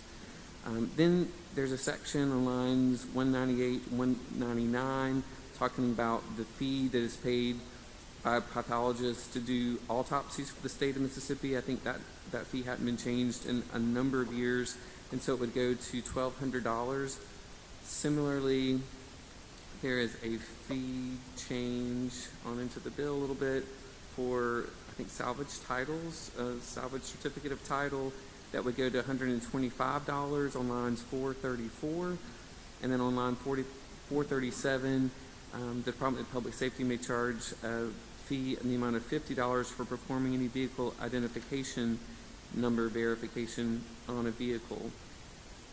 Then as you flip on over into the bill on line 563 through 568, there's language I think Senator England was helpful in getting straightened out that says the officers of DPS assigned by the Commissioner to transport and protect state officials or dignitaries while acting in their official capacity shall be vested with the power of general police officers anywhere in the state while in the performance of those escort duties. Because a lot of times when people are escorting statewide elected officials, they may be in anywhere in any county in the state, and if they're not from that local law enforcement division, they may not have the power in whatever county they may find themselves escorting the statewide elected official. So that's the reason for that language. And that pretty much wraps up the conference report. Happy to answer any questions. Senator Barrett, for what purpose? Question, Mr. You here for a President. question, Senator? I do. Please proceed, Senator Barrett. Chairman Pillingane, thank you for all your work on this. I just want to confirm that from 563 to 568, that new language about transporting and protecting state officials or dignitaries, I know we've talked about this, but that in no way gives MHP, or is not the legislative intent to give Mississippi Highway Patrol authority to or jurisdiction to work outside of where they are now, correct, other than protecting dignitaries or state officials? That is exactly right, and thanks for the question. There were a couple of versions earlier that had other language that did expand police powers, but that language was removed from the conference report. So this is only in their duties while escorting the state officials around the state in the performance of those duties. Thank you. Yes, sir. Senator Whaley, for what purpose? Question, please. You for a question, I do. Senator? Yes. Senator Whaley is recognized. Thank you, Mr. President. Thank you, Mr. Chairman, for taking my questions. If you could, this one was not on my radar. Could you tell me a little bit about the fees that were associated with the salvage titles? Could you explain that a little bit more to me, please? Yes, I can, to the extent I know about it. I know that, like the autopsy fee, Commissioner Tyndall told us that those fees had not been changed in quite a number of years, and that they are actually losing money when they're doing these duties, and so they're just trying to raise the fee to make sure that the services they're providing, actually are paid for by the cost of the fee on the salvage title. Can you tell me what the fees will be changed to? It would be $125 is the new fee. I think the old one was maybe like $50, something like that. The old fee was $50, and we're going to increase it to $125. Yes, sir. That's it. Thank you, sir. Okay, no further questions, Senator. If no other questions, I move adoption of the conference report by use of the morning roll call. Use of morning roll call has been requested. Anyone object? Party voting no. Present? President Parks? No. Vote no. Parks, no. Whaley, no. Whaley, no.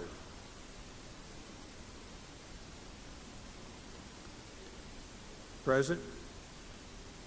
Anyone? Bill passes. 2 noes noted. Whaley, Parks. 75. Senator Fillingane?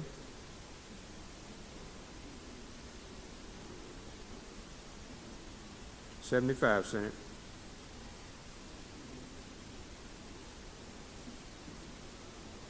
I'd like to go to that item called up and have the title read. Mr. Clerk, please read the title. House Bill 1613, Drug Trafficking, Revised Elements for Crime of Aggravated.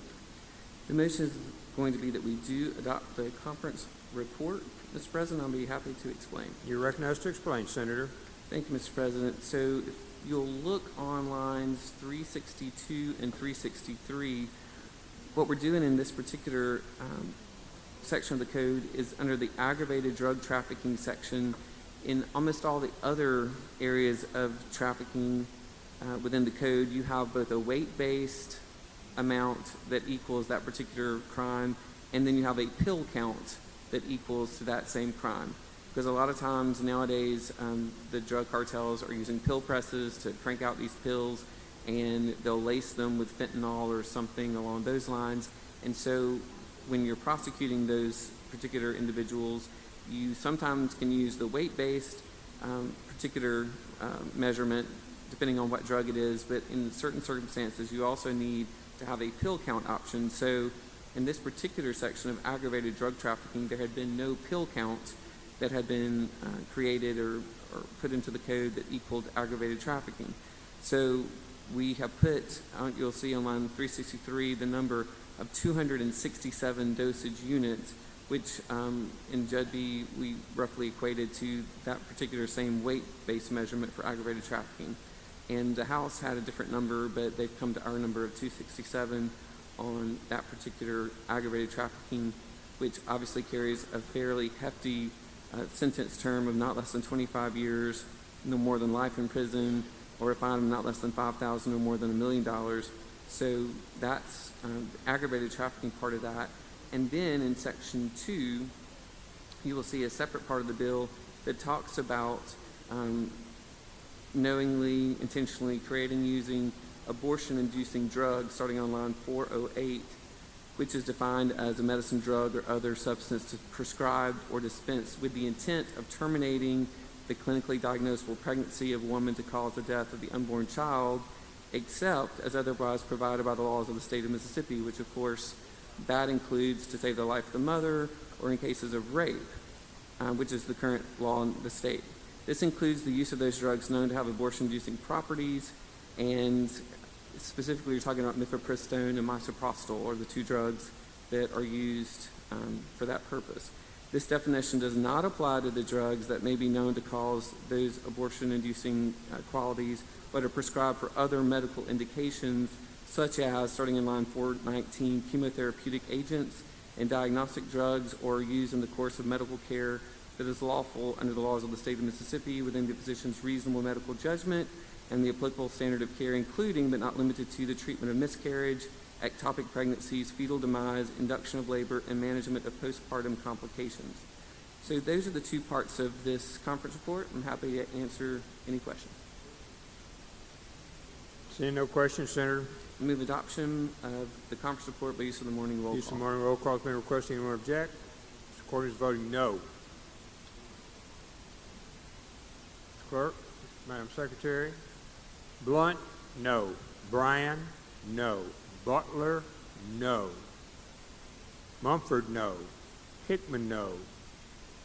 Norwood, no. Blackman, no. Frazier, no. Dupree, no. Isom, no. Pope, no.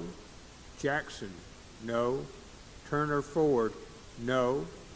Brumfield, no. Thomas, no.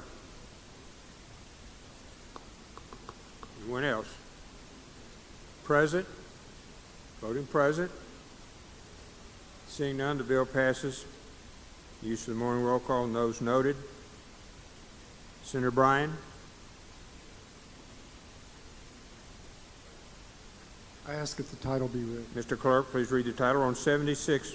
House Bill 1637, Fetal and Infant Mortality Review Panel, create under State Department of Health. I move we adopt the conference report. You recognize to explain the conference report. Mr. President, this involves a rather critical matter for the State Department of Health. It establishes a fetal and infant mortality review panel to look specifically at the instances of children dying at very, very early ages, and to see what the cause of that might be. There was a floor amendment regarding vaccines. The House was absolutely opposed to that amendment. The conference committee was able to come with a conference report, which is before you, which includes a number of provisions of that floor amendment. It's not exactly the same, but it does specifically direct the panel to look into instances of vaccination in their proceedings. It also provides that their final reports will be made public. I'm glad that the Senate conferees were able to get a substantial portion of our amendment, our floor amendment in the bill.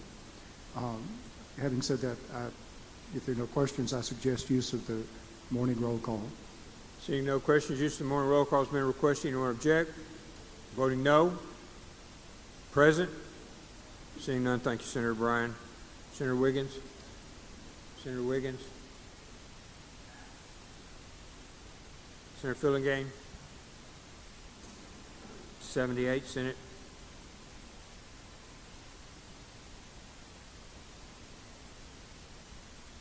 like to go to the item 78, called up and have the title Mr. read. Clerk, please read the title. House Bill 1701, technical violations, clarify that certain sentencing limits shall not apply to the intervention or drug court participants regarding.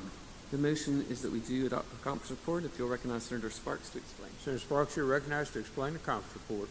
Thank you, Mr. President. This conference report is the Senate's position on the technical violation guidance when someone's in intervention court. They've actually pled into intervention court, and therefore they are not eligible for the technical violation things that you would have as a probationer or a parolee. This is language we've passed twice. I would yield to any questions on the conference report.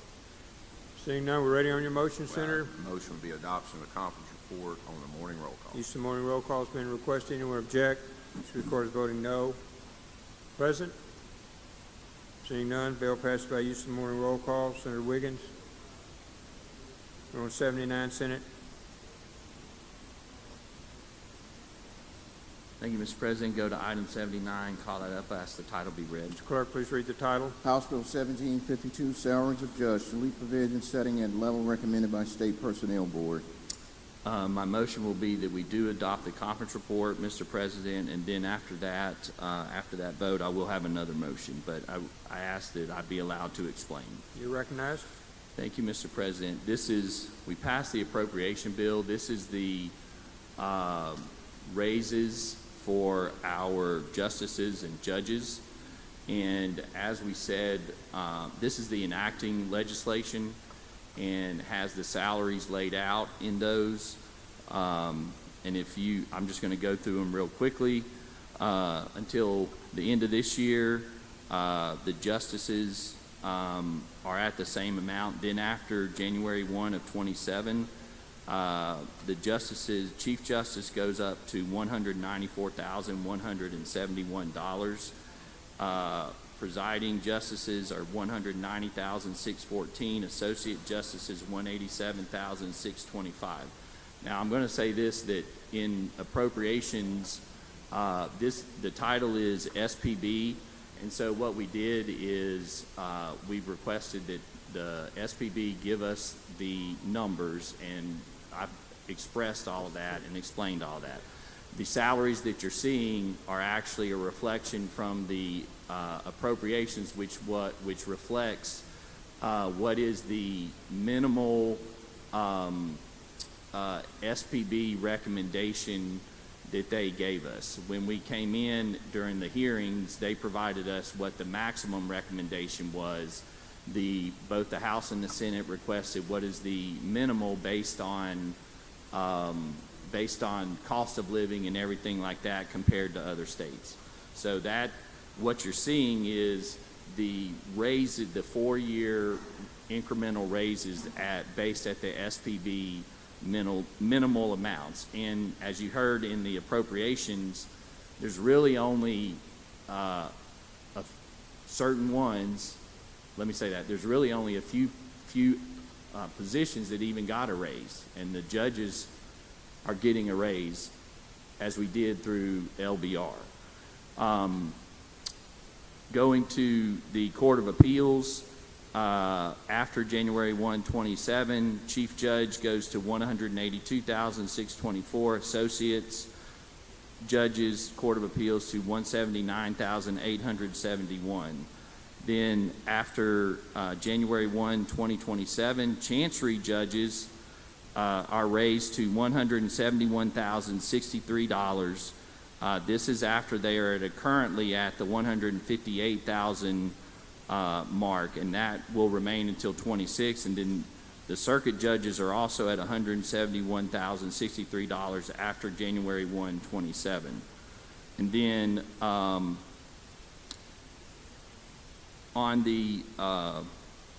line 123, we froze the DA salaries because those are connected to them, so that we could avoid what happened a few years ago, raises being put in without us doing it.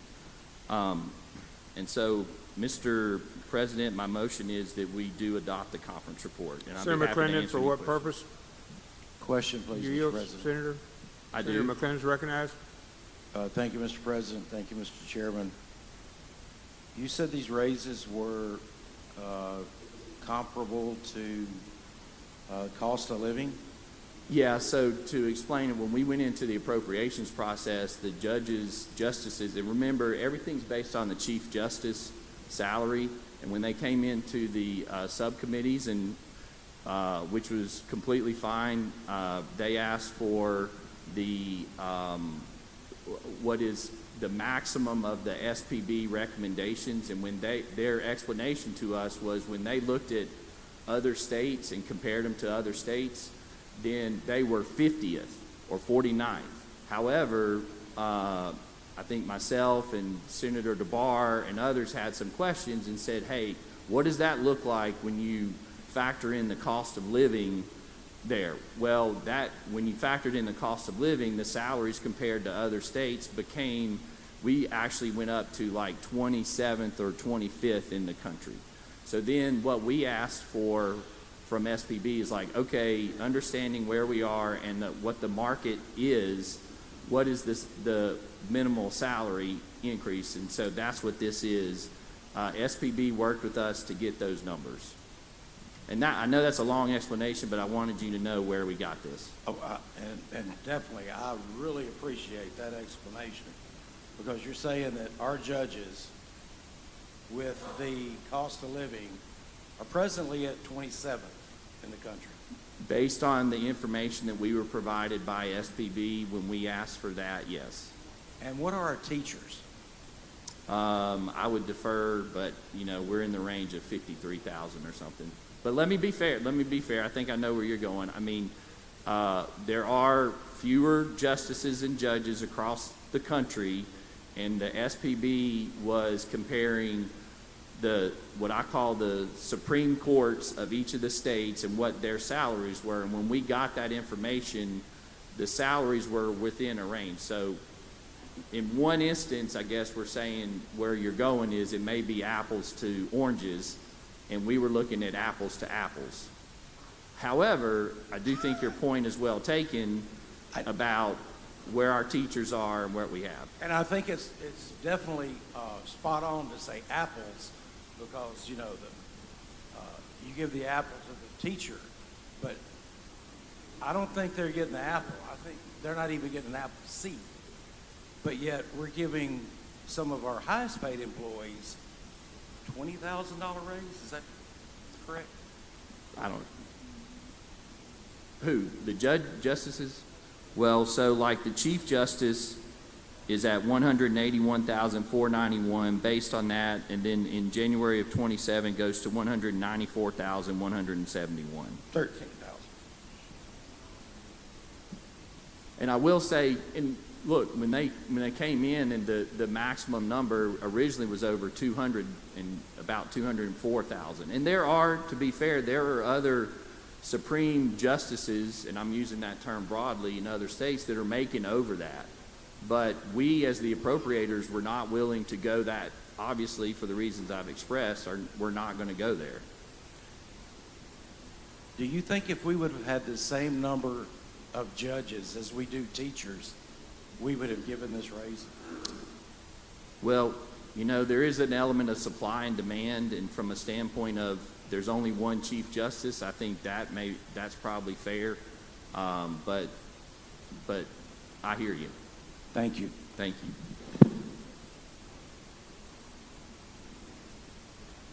Senator Sparks, for what purpose?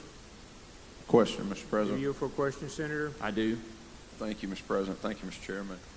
I want to make sure that I understand what we're doing, because there's a lot discussed, but to my knowledge, no one in this state has the authority or ability to raise their own salary and then come tell the appropriators to appropriate it, or if the appropriators don't appropriate it, to just take it from somewhere else in the budget, because that'd be crazy. I mean, if we wouldn't give DOC that authority, we wouldn't give anybody else that authority, because if I could raise my own salary and tell the legislature to fund it. But if you don't fund it, I'll just take it from somewhere else in the budget. That's what we're really talking about. So we can talk about SPB, ABC, CBS, every other acronym in the world. I want to know, have we stopped the process of someone raising their pay, making us fund it, and if we don't fund it, take it where they can get it? So I'll cut to the chase. I appreciate that. And the answer is, we have done everything, we, the legislature and the appropriators, and with Senator Hobson and myself and others, have done everything in our power from a legislative standpoint to do that, yes. And what you're bringing up is why we did that. And I've talked about there is legislation in the appropriation bill that we put in there that the conferees agreed to, that we were freezing the salaries. We were going to look at, and there's specifically, we said once every 4 years, because that's been the past, because they've been, I'm not going to say but they've been coming over, and every year, every couple years, we said it's only going to be once every 4 years. We need to have the language or information from SPB because, as I understand it, they are outside the SPB, and that's why we have these statutes, is to get that language or to get that information. We put language in there that said once every 4 years the SPB has to provide this information to us. Then we tightened up the language and put in there put in there language that tightens up, that was taken advantage of to do those raises you're talking about. And I want to be fair. I want to be fair to the Chief Justice, to the court, that in the last 2 years they've worked with us on this, understand where we, the legislature, are, and they have no objections to that language and to doing that. Okay, well, I want every judge to be fair when I'm standing in front of them in court. But exactly, this issue, for me, is problematic because we've tethered everybody to the courts. So if they get a raise, then the appellate judges get a raise, then the circuit judges get a raise, and then the DAs get a raise, and then the ADAs get a raise, and that's all. And also, let's not leave automatic. out the county court judges, because they are actually tied to it in statute, and we've had to deal with that this session. And so when we raise that, the county court judges get a raise. And in the appropriation bill, we fixed that because we were spending general fund dollars on county court judges when the statute says it should be county court, the county spending money. So we fixed that and said we will fund for 1 more year, we will fund the county positions, but once that money runs out, it's up to the supervisors to make the payment to the judges for those salaries. Because lo and behold, we didn't know about that until January 7th or something when we walked in here. Well, and so this is and I appreciate you bringing it up, because this body knows I've been up here this session dealing with this. Senator Hobson, Chairman Hobson, this is what we've been dealing with. Because what you're highlighting, Senator Sparks, is exactly what we've been dealing with. And it's not fair to the legislature. It's not fair. I even told, when I stood up here, I said, we were given from LBO, we were given a 10-year spreadsheet that showed in the Judicial Operations Fund that money was going down and down and down. It wasn't being kept up. So the appropriators during the appropriation process said, we're doing this, but we are coming back next year to continue to fix these things. And I want to be clear, this was not this certainly was not the doings of this body in here. In some ways, it may have been before we were in here. However, we weren't told about it until January 7th when we walked in here, and we've been dealing with it the whole session. Now, in these raises, it's fair, and the appropriators felt it was fair because once every 4 years, we have looked at that. But you're right. That didn't get done it got done 2 years ago over our objections. We put this language in here to make that happen. So, yeah, if you're detecting a little bit of frustration, which I think I'm detecting from you, that's why I have frustration, which also, by the way, is going to lead to my motion after hopefully this passes. Thank you, Mr. Chairman, for your work on this, because when a $14,000 raise occurs at one position, that by operation of law morphs into a $14 million raise because everybody is tethered together, I think the body needs to know, because it sounds like the only two automatic things that are going to happen in the next couple of years is if one person gets a raise, everybody tethered is going to get a raise, and we're going to cut the income tax. Those are the two guarantees. Senator McCon, Question. you for a question, Senator? I do. Senator McConn's recognized for a question on this bill. And I'll preface this, Mr. Chairman, on the fact that I signed this, and I signed it on purpose, but I do have some questions on Sure. it. I don't think we had any opportunity to do that, so I want to ask them now. At the very end of the bill, we have the supplement of $51,000. Is that an increase?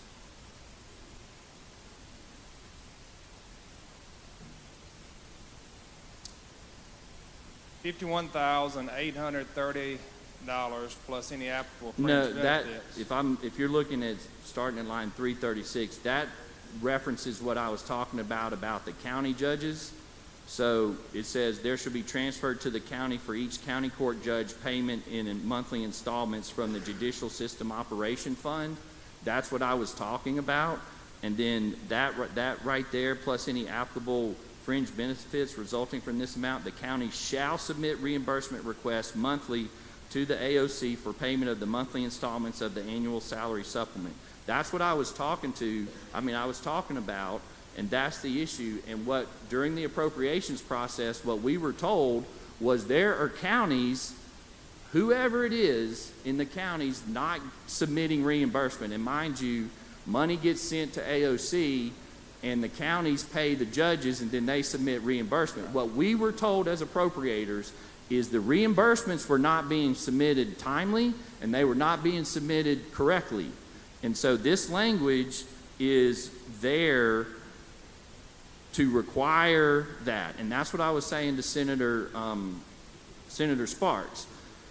Where the appropriation bill is, we are funding the county judges, which we appreciate what the judges do, but this is a fiscal matter, and we appreciate that. And we are funding through general fund dollars what we did last year. This language is there because we're requiring that to be done, and when the general dollars run out, the state ain't, I'm going to go colloquial. The state ain't coming up with more this year, but we will be back next year to address this. There's definitely a hole in that bucket. There is a hole in the bucket. And we're not making Dear it work Liza, there. dear Liza, there's a hole in the bucket. You're right. So now, my other question, though, and I think it's a fair question that you've been asked here and there, we are bringing them up from the bottom. Correct. We also have state employees that we've got to look at in the future. Yes. And we're saying now that every 4 years we're going to look at the judiciary's budget. But we got to start looking at everybody else, too. Correct. And I think that's something, I have dear friends, they're in the judiciary. I have dear friends that I practice in front of that I believe do a great job on the bench. I also have dear friends who are in hospitals across the state or in mental institutions across the state taking care of our vulnerable. At some point, we got to balance this. And that's all I ask of you, Mr. Chairman, is the reason I signed this is I do believe that you should bring up the people to get the quality of caliber you need in these positions, because a chancery judge is a very difficult judge to do. A county court judge sitting as a youth court judge is a very difficult job to do.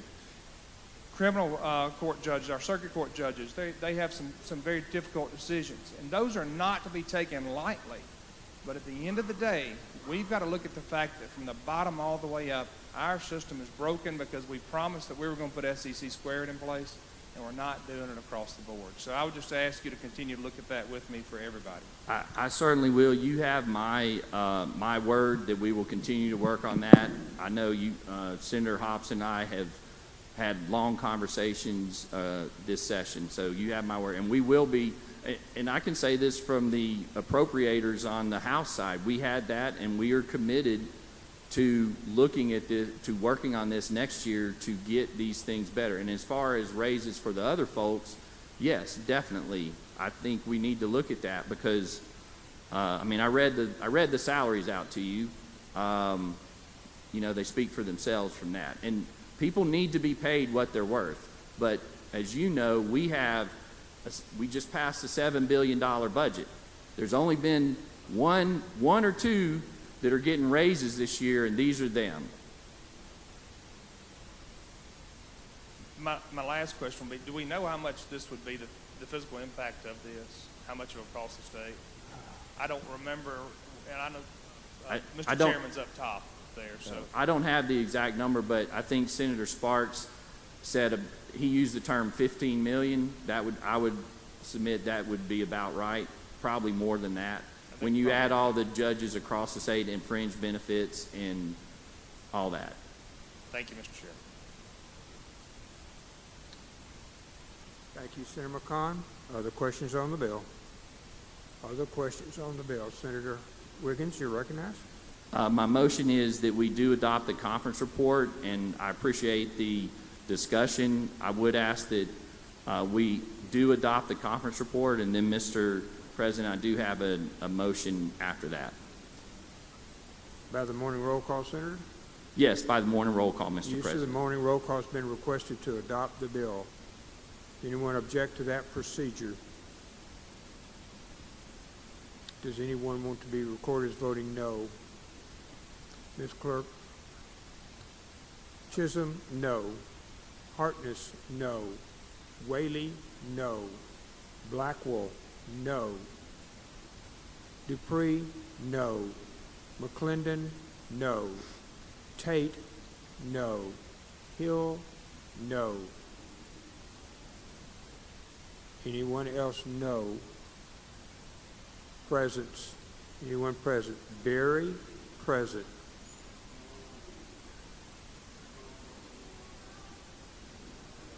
Anyone else? The bill passes by use of the morning roll call. Senator Wiggins, you're recognized. Thank you, Mr. President. Mr. President, I enter a motion to reconsider on this bill, and if I may explain a little bit along the lines of what our discussion is. Y'all know I've been before you dealing with what we think will be a benefit to the children of this state in what we know as the youth court bill. It's been information to me that our chancellors have decided that that is not the right thing to do. I can tell you the support that we have, and we're not on that bill, but you've heard the salaries here. The chancellors are making $171,000. And we're going to send a text out saying vote against the youth court bill because you know what? It's not, because you know what? It's going to change a couple things. So my motion is to motion to reconsider on this bill. We have 2 days left. We'll take up the youth court bill. That'll go through the process, and we'll see where this goes. Thank you, Mr. President.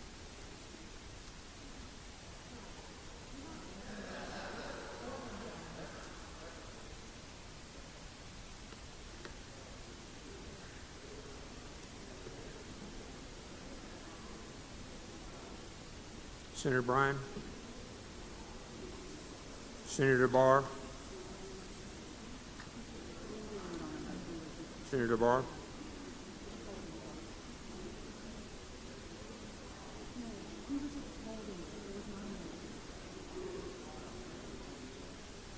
Thank you, Mr. President. Call up item 81, have the title read. Mr. Clerk, please read the title. Senate Bill 2103, School Counselors, Requirement of Counselors to abide by the American School Counselors Association Code of Ethics. My motion is we do recommit for further conference. All in favor signify by saying aye. Aye. Opposed, no. The ayes have it. Mr. President, my motion is suspend the rules for the immediate consideration of item 84. Have the title read. Motion is to suspend the rules for 84. All in favor signify by saying aye. Aye. Opposed, no. The ayes have it. Mr. Clerk, please read the title.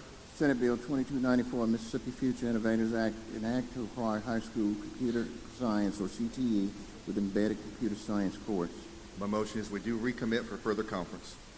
All in favor signify by saying aye. Aye. Opposed, no. The ayes have it. Thank you, Senator Barr.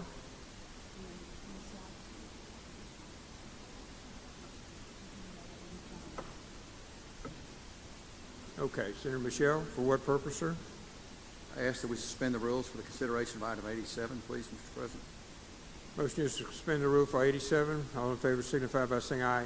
Opposed, no. The ayes have it. Senator Michelle, you're recognized. Mr. Clerk, please read the title. Senate Bill 2409, Mississippi Department of Insurance established comprehensive mitigation program for retrofitting insurable homes. Thank you, Mr. President. The House has recommitted this bill, so my motion is that we recommit this bill for further study. All in favor signify by saying aye. Opposed, no. The ayes have it. Thank you, Senator Michelle. One moment, please. We stopped on, I want to make sure where we stopped. Okay. Announcements, anyone? Senator Kirby, I think you had an announcement, sir. Thank you, Mr. President. I'm not sure what time we're coming back. 2. I'd like to have a Rules Committee meeting at 1:45 in the Pro Tem's office. Rules at 1:45, Pro Tem's office. Senator Simmons. Motion reconsider, Mr. President. Please proceed. I'd like to hold item number 76, House Bill 1637 on the motion reconsider.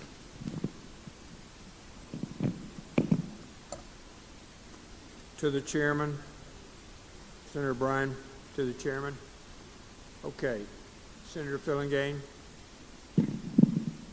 For a motion to reconsider, Mr. President. Please proceed. I'd like to hold item 51, House Bill number 1330, on motion to reconsider. 51, Mr. Clerk. To the chairman, Harkins. Anyone else on announcements? Okay. Senator Blackwell. Thank you, Mr. President. I move we stand in recess till 2 p.m. All in favor signify by saying aye. Aye. Opposed, no. The ayes have it. We stand in recess till 2 p.m.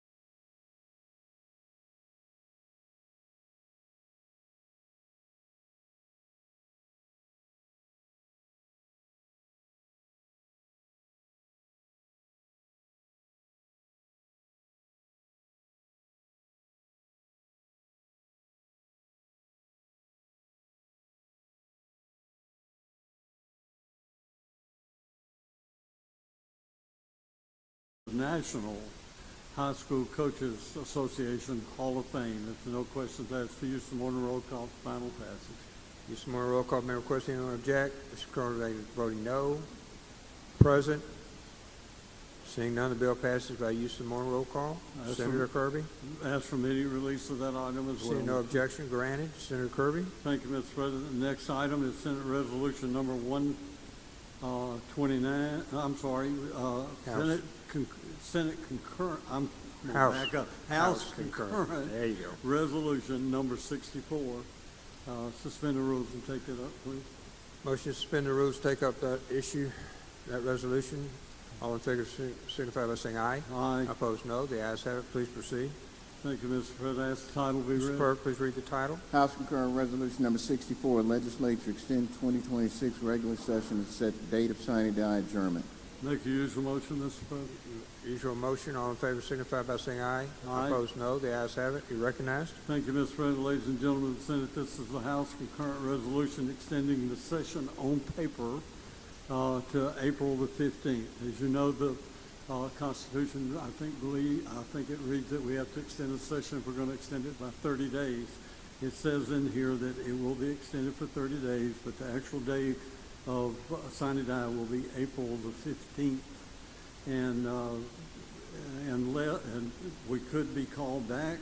It says that the Senate shall reconvene at 1 o'clock on Wednesday, April the 15th, unless the Speaker of the House and the Lieutenant Governor jointly determine that it is not necessary to reconvene. Mr. Clerk, would you read the title on that, please, sir? Oh, I'm sorry, Have you I read thought the I title? did. No, I'm not sure either, Senator. I want to make sure that the Senate recognizes you're reading the title on House this. concurrent resolution number 64, legislature extend 2026 regular session and set date of sine die adjournment. Okay, Senator. Now continue your explanation, please. Thank you.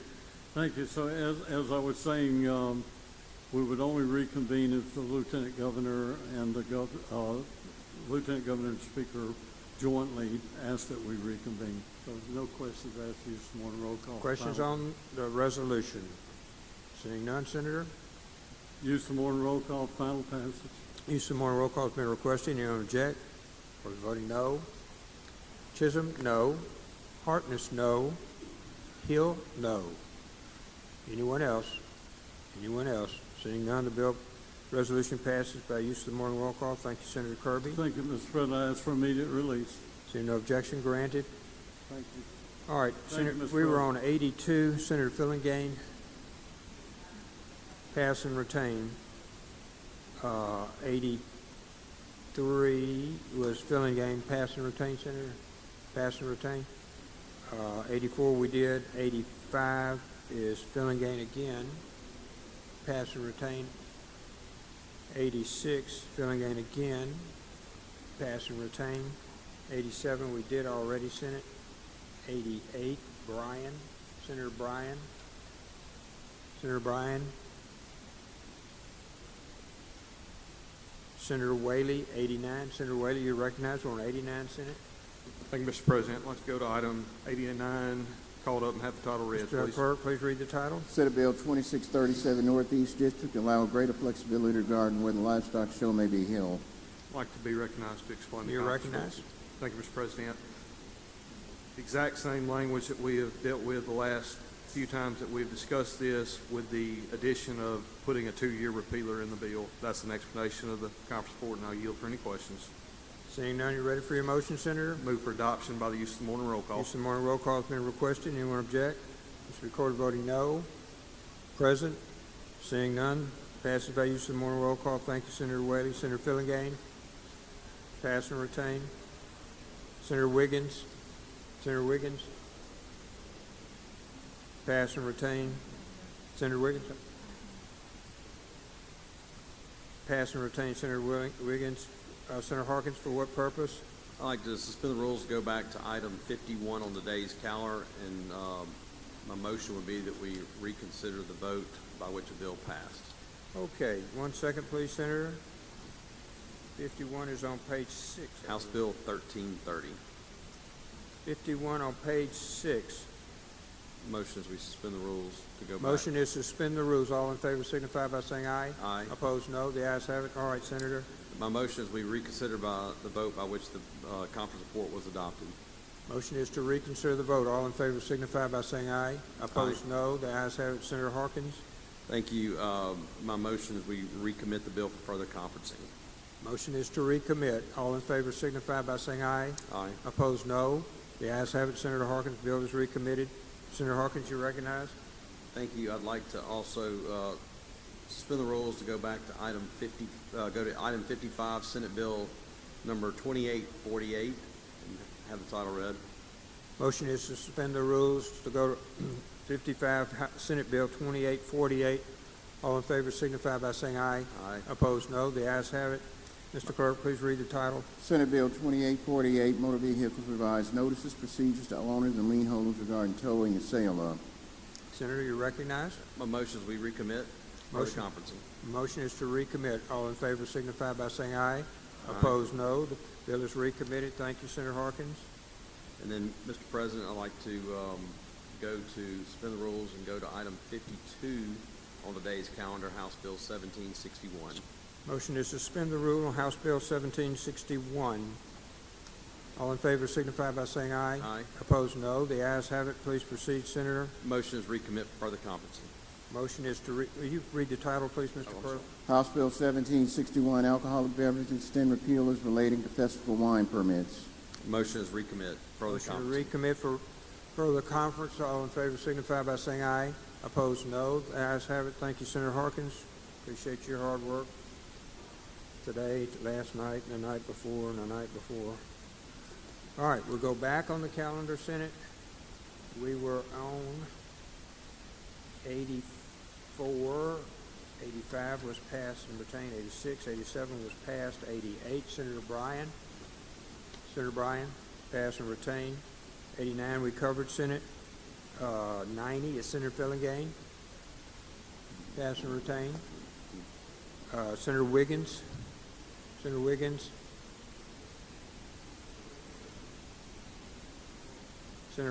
Senator Fillingane, passed and retained. Senator Fillingane. We're on the general bill. Senator Carter.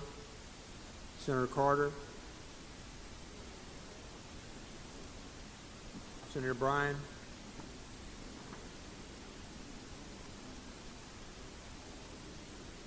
One moment.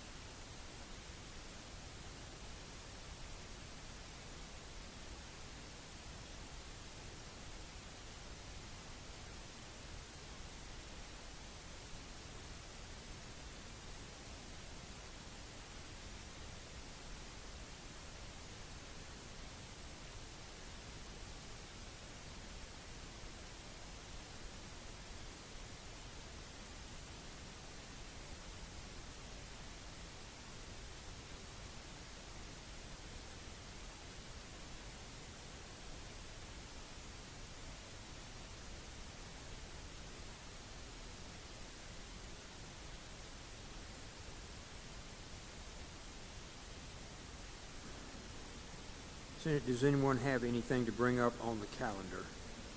Anyone?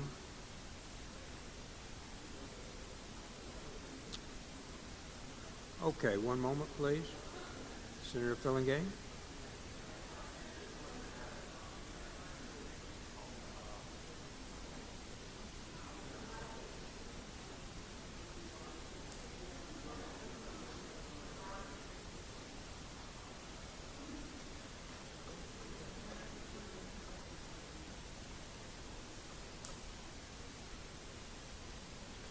Okay, Senator Fillingane.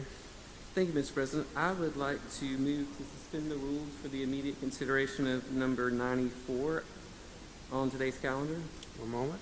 94, Senate, is on page 11 of the calendar. The motion is to suspend the rules to consider item number 94, Senate Bill 2821. All in favor signify by saying aye. Aye. Opposed, no. The ayes have it. And Senator? thank you, Mr. President. The motion is that we do adopt the conference report, and if you'll recognize Senator England for the explanation. Mr. Clerk, will you read the title? Senate Bill 2821, Capital Sexual Battery, Create Crime of. Senator England, you're recognized to explain the bill. Thank you, Mr. President. Thank you, Mr. Chairman.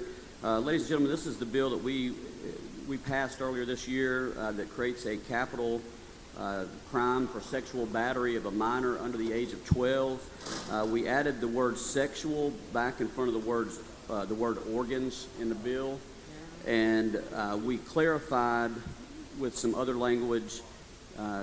We're adding that for the purpose of this subsection in Section 1 of this Act, sexual organs means any organ involved in the act of sexual penetration as defined in Section 97.3, 97A. So we've defined that to include what we mean when we say sexual organs in the bill. That's an explanation of the conference report. If there are no questions, I move for adoption of the conference report by use of the morning roll call. Senator Simmons, for what purpose? Question, Mr. President. Will you yield, Senator? I will. Senator Simmons, recognized. Thank you, Mr. President. Thank you, Senator, for yielding. Senator, but this is a new crime that we are creating in the code, correct? This is a new crime for sexual battery committed by anyone over the age of 18 to a minor under the age of 12. Yes.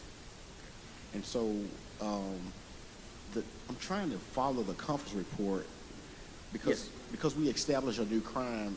I'm just trying to see if the rest of the statute in establishing this new crime is it in the conference report? The rest of the code, the rest of the statute is not in the conference report, but it is part of the bill that we have. So the conference report is just making those very minor changes that I believe that you see here. Yes, that you see on the screen. Yeah, and that's the part that I'm having a hard time following, Senator. I understand that sexual battery was already an existing crime in the code. But as this bill came through the process, the new crime of capital sexual battery was being established. And so I was just trying to see exactly the placement of that new crime in the code and also the penalties, the minimum and the maximum, because I remember we had that when we first considered it. We didn't change anything other than adding this for a capital crime. If you'll look at the bill as was passed on lines 235 through 249, you'll see where we have made this now a capital felony. That's the new crime that we established when we considered it originally in the Senate that we passed. That's correct. But what we've done is you'll see that it says amend line 235 by inserting that A, because what we did is we came in under that, and it will be subparagraph B that says for the purpose of this subsection and section 1 of this act, sexual organs means any organ involved in the act of sexual penetration. Okay, I'm pulling it up right now. I'm sorry. Yes.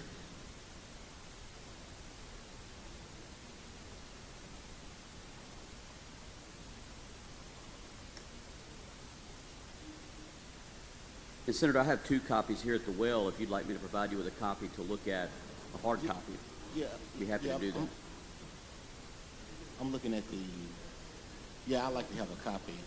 So all the language as proposed by the House to this Senate bill that had a section 1 that dealt with an intent, subsection 2 of that section that dealt with separate proceedings and a process that was being established to issue a penalty for this new crime. Is all that still? Yes. The only changes that we're making here is just on line 235. We did, so when we passed this bill, there was an amendment made on the floor to take out the word sexual in front of organs. But instead of doing that, when we looked at this in conference, we decided to define sexual organs. And we used the definition that's already in the code of sexual penetration, so it's any injuries to those body parts listed in that part of the code. And the findings and the recommendations, if the matter goes before a jury, all of that, all the way to lines 234, it remains in the proposal if it's signed by the governor, right? Yes. Okay. The aggravating factors, what is the penalty for this new crime?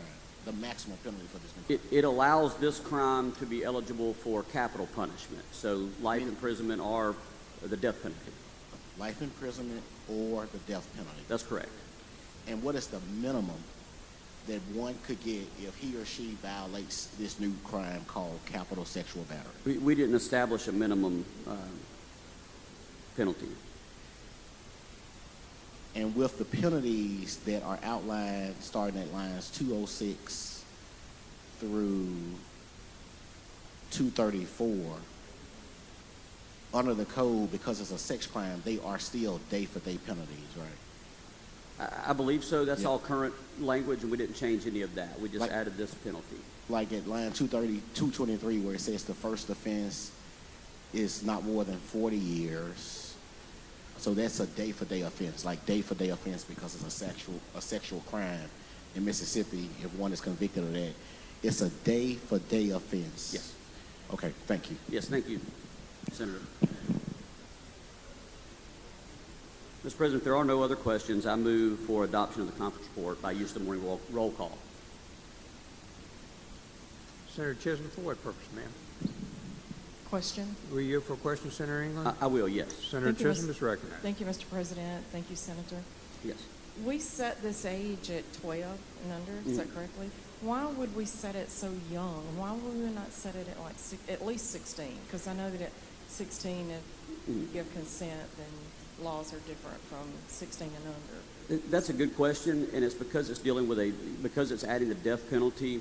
These are the types of crimes that, and this is an age that is being universally accepted across the country with other states like Florida, Idaho, Missouri, other states that are establishing this penalty. So that's an age that I think nationally has been accepted as I would say it shocks the conscience when it's a young minor under the age of 12.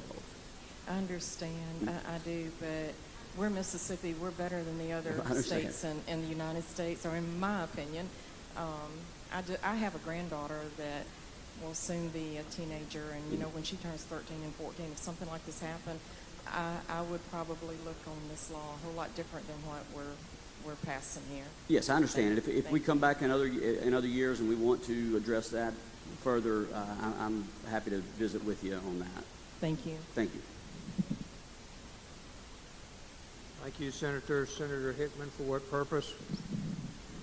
Question, Mr. President. Are you for a question, sir? I do, yes. Senator Hickman is recognized for a question on this bill. Certainly. Senator, thank you for yielding. Yes. My question is, just have one question. I think we talked about this, and I thank you for making the changes as far as sexual organs and things like that's concerned. But I think you've already gone over this with Senator Simmons, but it was left in there that the death penalty is the penalty or the max penalty for this new crime. Is that correct? That's correct, yes. And that is really my main opposition to this piece of legislation. Yes, we've talked, and I appreciate the discussions we've had on that, Senator Hickman. Thank you. Anyone else? Anyone else? Seeing none, Senator? Yes, Mr. President, my motion is for adoption of the conference report by use of the morning roll call. Morning roll call has been requested. Anyone object? Voting no. Hold on 1 second, please. We have an objection. Mr. Clerk, everybody get back. Senator McCon, Senator Blackman. 1 moment, Senator Fillingane. Mr. Clerk. Barrett. Berry. Blackman. Blackwell. Blunt. Boyd. Brumfield. Bryan. Butler. Carter. Chazanall. Chisholm. DeBar.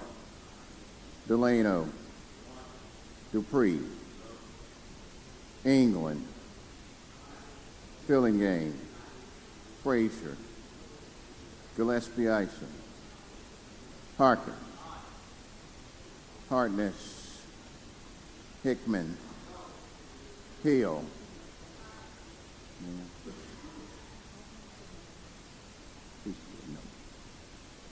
Yes. Hobson. Jackson. Johnson. Kirby. Ladner. McCon. McClendon. McMahon. Michelle. Mumford. Norwood. Parks. Pope. Rhodes. Seymour. Simmons of the 12th. Simmons of the 13th. Sparks. Suber. Tate. Taylor. Thomas. Thompson. Turner Ford. Whaley. Wiggins. Williams. Younger.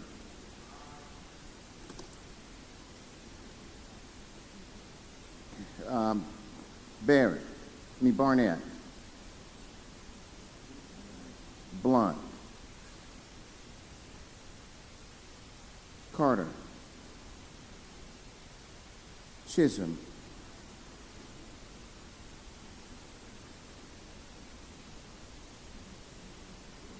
Hartness.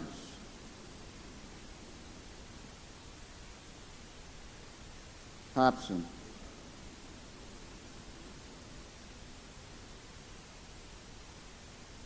Parks. Ladner.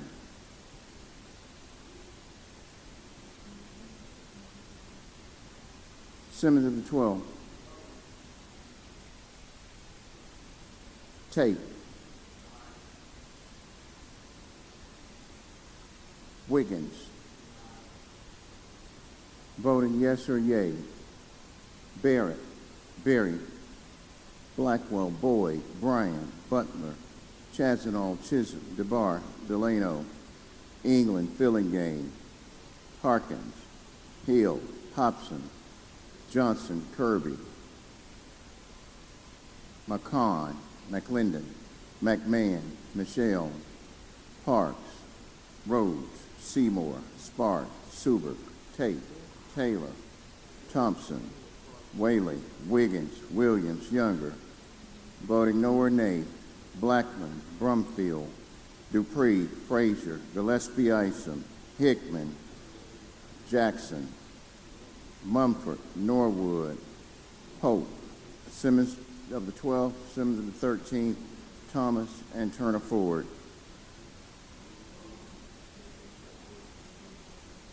We didn't get one to the vote. We didn't call it the second time.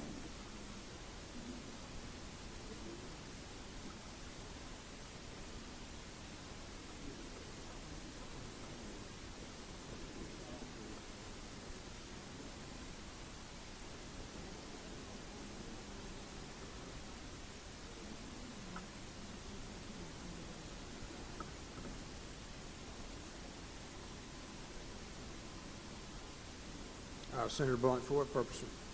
To announce a pair. Please proceed. Senator Carter was here. He would vote aye. I vote no. Carter, Blunt, pair.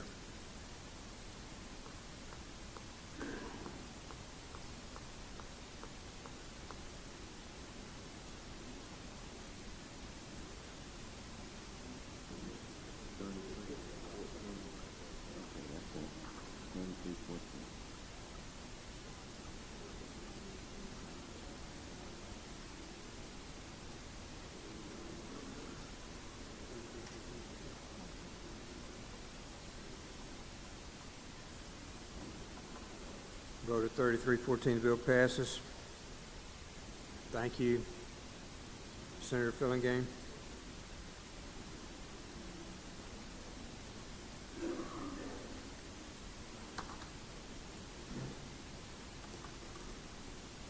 Thank you, Mr. President. I'd like to suspend the rules for the immediate consideration of item number 83, Senate Bill number 2114.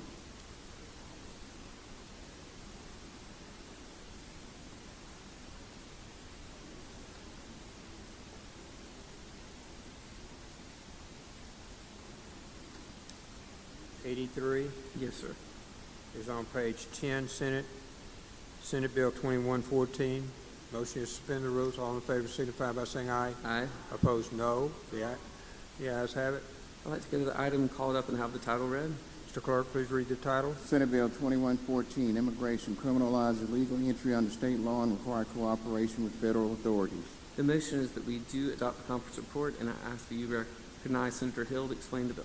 Senator Hill, you recognize to explain the bill. Thank you, Mr. President. Senate Bill 2114 is very similar to the language that we passed through here the first time, and it does three main things. It facilitates the collection of information on illegal aliens in Mississippi, primarily through the Department of Public Safety, so law enforcement can know who is here and have a better record to track illegal activities like terrorism, drug smuggling, and human trafficking. It also codifies participation in the federal 287G program, where Mississippi is way behind other states in taking advantage of it, a program signed into law by Bill Clinton. Localities in 40 states use this to expedite the handoff of criminal illegal aliens to ICE. It provides an enhanced penalty for illegal aliens convicted of a serious crime. At least 2 other states, Florida and Arkansas, have such policies already in effect and have not been challenged in court. It does also create a misdemeanor crime for someone who is illegal that comes into Mississippi through a non-standard port of entry, like comes directly to this state from another country illegally through either landing an airplane or coming through the water, which is not going to happen too many times, but there are some other states that actually have similar laws.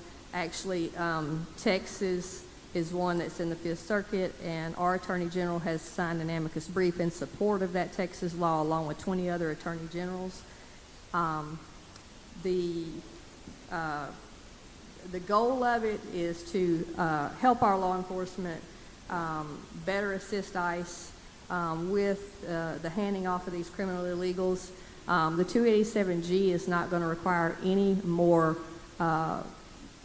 money from law enforcement, any more personnel. That they can choose any model they want. The task force model actually provides full reimbursement for the salaries of officers that are trained in 287G, even provides overtime up to 25% of their regular salaries, and also the opportunity for them to get more bonuses and equipment when they encounter illegals in their everyday work when they find somebody that's committing a crime. And those are the main things that it does. Basically, very similar to what we passed through here before. Be happy to answer a question. If not, I would ask for passage, adoption of the conference report on the morning roll call. Questions on the bill? Seeing none, use of the morning roll call has been requested. Anyone object? Wish to be recorded as voting no. Blackman? No. Blunt? No. Jackson? No. Pope? No. Butler? No. Brumfield? No. Isom? No. Dupree? No. Frazier? No. Mumford? No. Hickman? No. Thomas? No. Norwood? No. Simmons? No. Simmons D. Simmons S. No. Turner Ford? No. Anyone else? Bill passes by use of the morning roll call. Thank you, Senator. I'm sorry, what?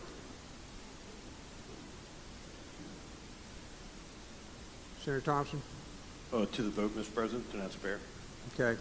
If Senator Juan Barnett was here, he would vote no, and I would vote aye. Pair. Bill passes by use of the morning roll call. Pair announced. Okay. Senator Fillingame? Thank you, Mr. President. I'd like to move to suspend the rules for the immediate consideration of item number 82, Senate Bill 2110. Motion is, that's on page 10, Senate of the calendar. Number 82, Senate Bill 2110. The motion is to suspend the rules to take it up at this time. All in favor signify by saying aye. Aye. Opposed, no. The ayes have it, Senator. I'd like to call it up and have the title read. Mr. Clerk, please read the title. 2110, child neglect, create crime related to the deprivation of necessary supervision. The motion is that we do adopt the conference report, and I'm happy to explain. You're recognized to explain the conference report. Thank you, Mr. President. So this is creating the crime of child neglect. And so basically these laws were on the books for a number of years, and then I was told back in 2024, basically by mistake, that particular section of the law was deleted, and so our prosecutors and the DAs across the state have asked that we put this back onto the code, or into the code rather, and so the compromise language with the House is contained on lines 48 through 57 of the conference report, and it gives the prosecutors a swing, what they call sort of a choice, depending on the circumstances that they're presented, as to whether to make this a misdemeanor or a felony. Now, earlier, the bill was filed only as a felony, but in the negotiations between the House conferees and us, it was thought that to capture all of it with a broad brush would be not the best way to do it, because each situation may be a little different. And so what you have here is an option that the prosecuting attorney would make at the outset once they're presented with the facts of the case, whether to charge this as a misdemeanor, which would be in lines 55 through 57, punishable by a fine of not more than $1,000, or confinement to county jail of not more than a year, or both, versus whether the facts are egregious enough to make it a felony, and if so, then you would have not more than 5 years, or the payment of a fine not more than $5,000, or both. So it really is sort of a situation where you give the prosecutor discretion as to whether to charge it, at all, but if so, whether to make it a misdemeanor charge or to make it a felony charge. And so basically, the person, whether it be a parent, legal guardian, or other person responsible for the child, if they deprive the child of the necessary supervision appropriate to the child's age, which results in substantial harm to the child's physical health, the person may be then charged with one of these two crimes. So that is the explanation of the report. I'm happy to answer any questions.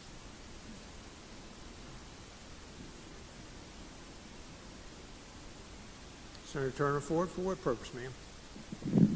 Question. Are you here for a question, Yes, Senator? sir. Senator Turner Ford, you recognize. Thank you, Mr. President. Thank you, Mr. Chairman. My question is based on the language that you referred to around line 48. Yes, ma'am. Which allows the prosecutor to have discretion to charge the perpetrator as or the incident as a felony or misdemeanor. Yes, ma'am. Is there any guidance provided to the public, the prosecutor, or anyone else as to what would be considered as a felony or misdemeanor? That's a great question, and I don't know that there is. I know that the law was on the books, I'm told, by the Prosecutors Association for a number of years up until 2024. I think in that situation, it was only a felony. So in the past, these crimes have been charged, as I'm told, only as a felony. But in the negotiations with our House counterparts, there was a robust discussion about, well, certain cases you may not, rise to the level of a felony charge, and you may want to do something lesser than that, but still not let the person off completely. And so in that version of the facts, they would want the ability to charge only as a misdemeanor.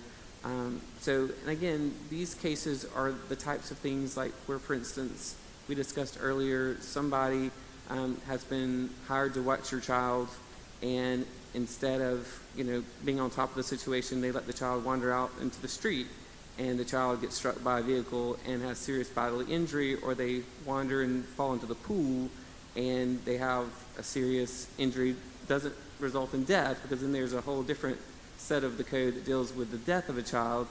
But these are like serious brain injuries, bodily injuries, those types of things.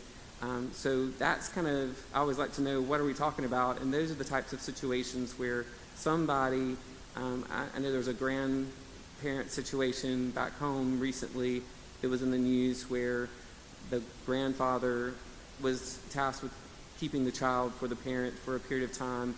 He goes inside, falls asleep, leaves the child in the summertime in the hot car, and the child, has serious injuries as a result of that. So these are the types of things where prosecutors are saying we have sort of a gap now because of the deletion of this language in the code where the child hasn't died, and so we can't go to that particular portion of the code, but the child has seriously been injured, and it's due to the neglect of the person in charge not paying close enough attention or watching the child as he or she should. And so they need something on the books for those hopefully rare cases, but they do happen nonetheless.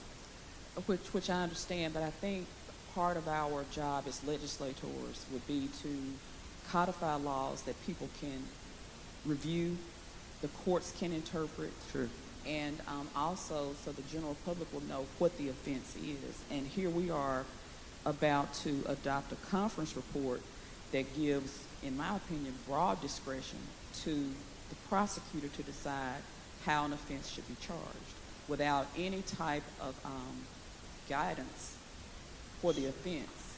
I think it's a great question and a great point you're making. I don't know, though, that in the code that we provide guidance on crimes, really, for if it rises to this particular set of facts, then you must charge this way. I think a lot of things in the law are left up to the discretion either of the prosecutor to charge or the judge to sentence. And so we wanted to give some latitude for varying cases depending on the facts presented.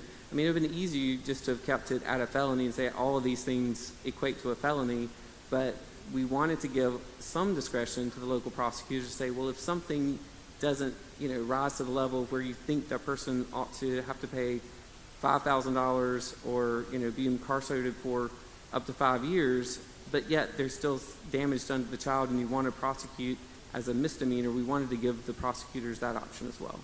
So what about in the instance if there is a prosecution and this matter is appealed, what type of parameters would be provided for the appellate court to review? Well, we trust our judges, and if it shocks the conscience, I think there's all kinds of different standards. If something that really shocks the conscience, you've got a serious brain injury, a TBI of some sort, I don't think anyone would think that that should just be a misdemeanor. That should certainly be a felony. But if it doesn't rise to that level, then maybe it should just be a misdemeanor, something along those lines. But some prosecutor may look at that and say, well, because of the age of the grandfather, that, I would prefer to bring this as a misdemeanor. And so Sure. This really seems arbitrary, and I was not prepared to raise these questions, but Sure. I think that I'm concerned Sure. that we are about to adopt a report that just does not provide enough of a framework for our attorneys and law enforcement itself. I appreciate the question. Thank you, Cindy.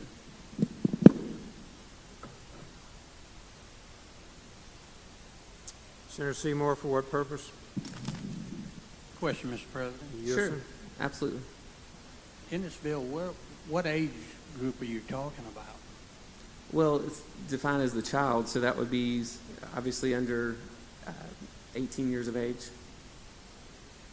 And would you say a 2-year-old has the same necessary supervision as Well, it says a appropriate. 15-year-old? Yeah, that's a great question. On line 50, we're talking about supervision appropriate to the child's age.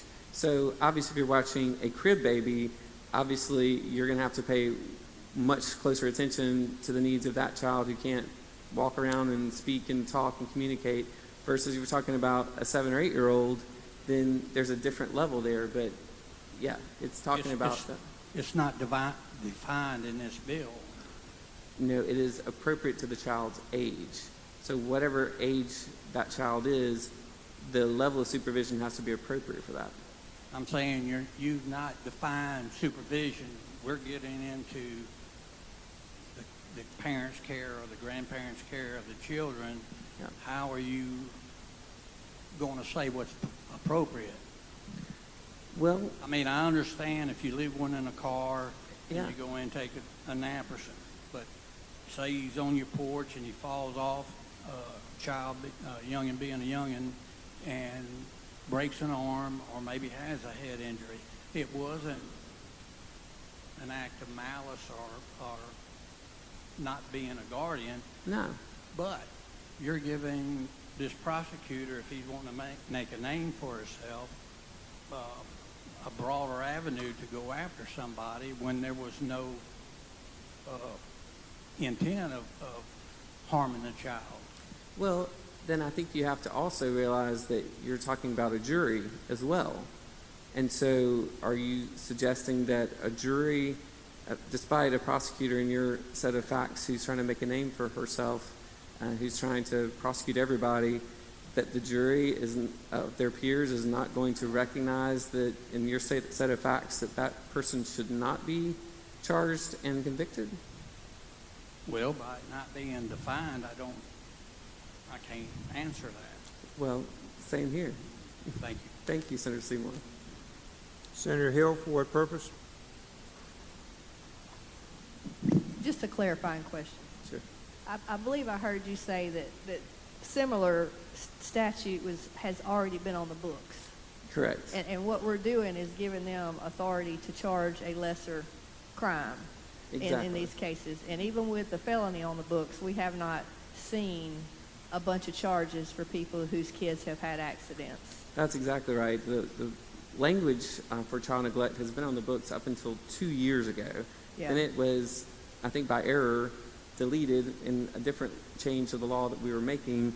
And so they've merely asked us to put it back on the books. And in putting it back on the books in this framework, we're giving the prosecutors more discretion to address issues like Senator Seymour raises. If there's something that is, negligible and shouldn't be charged, then they shouldn't charge it. Yeah. But if there's something where a child is injured, right.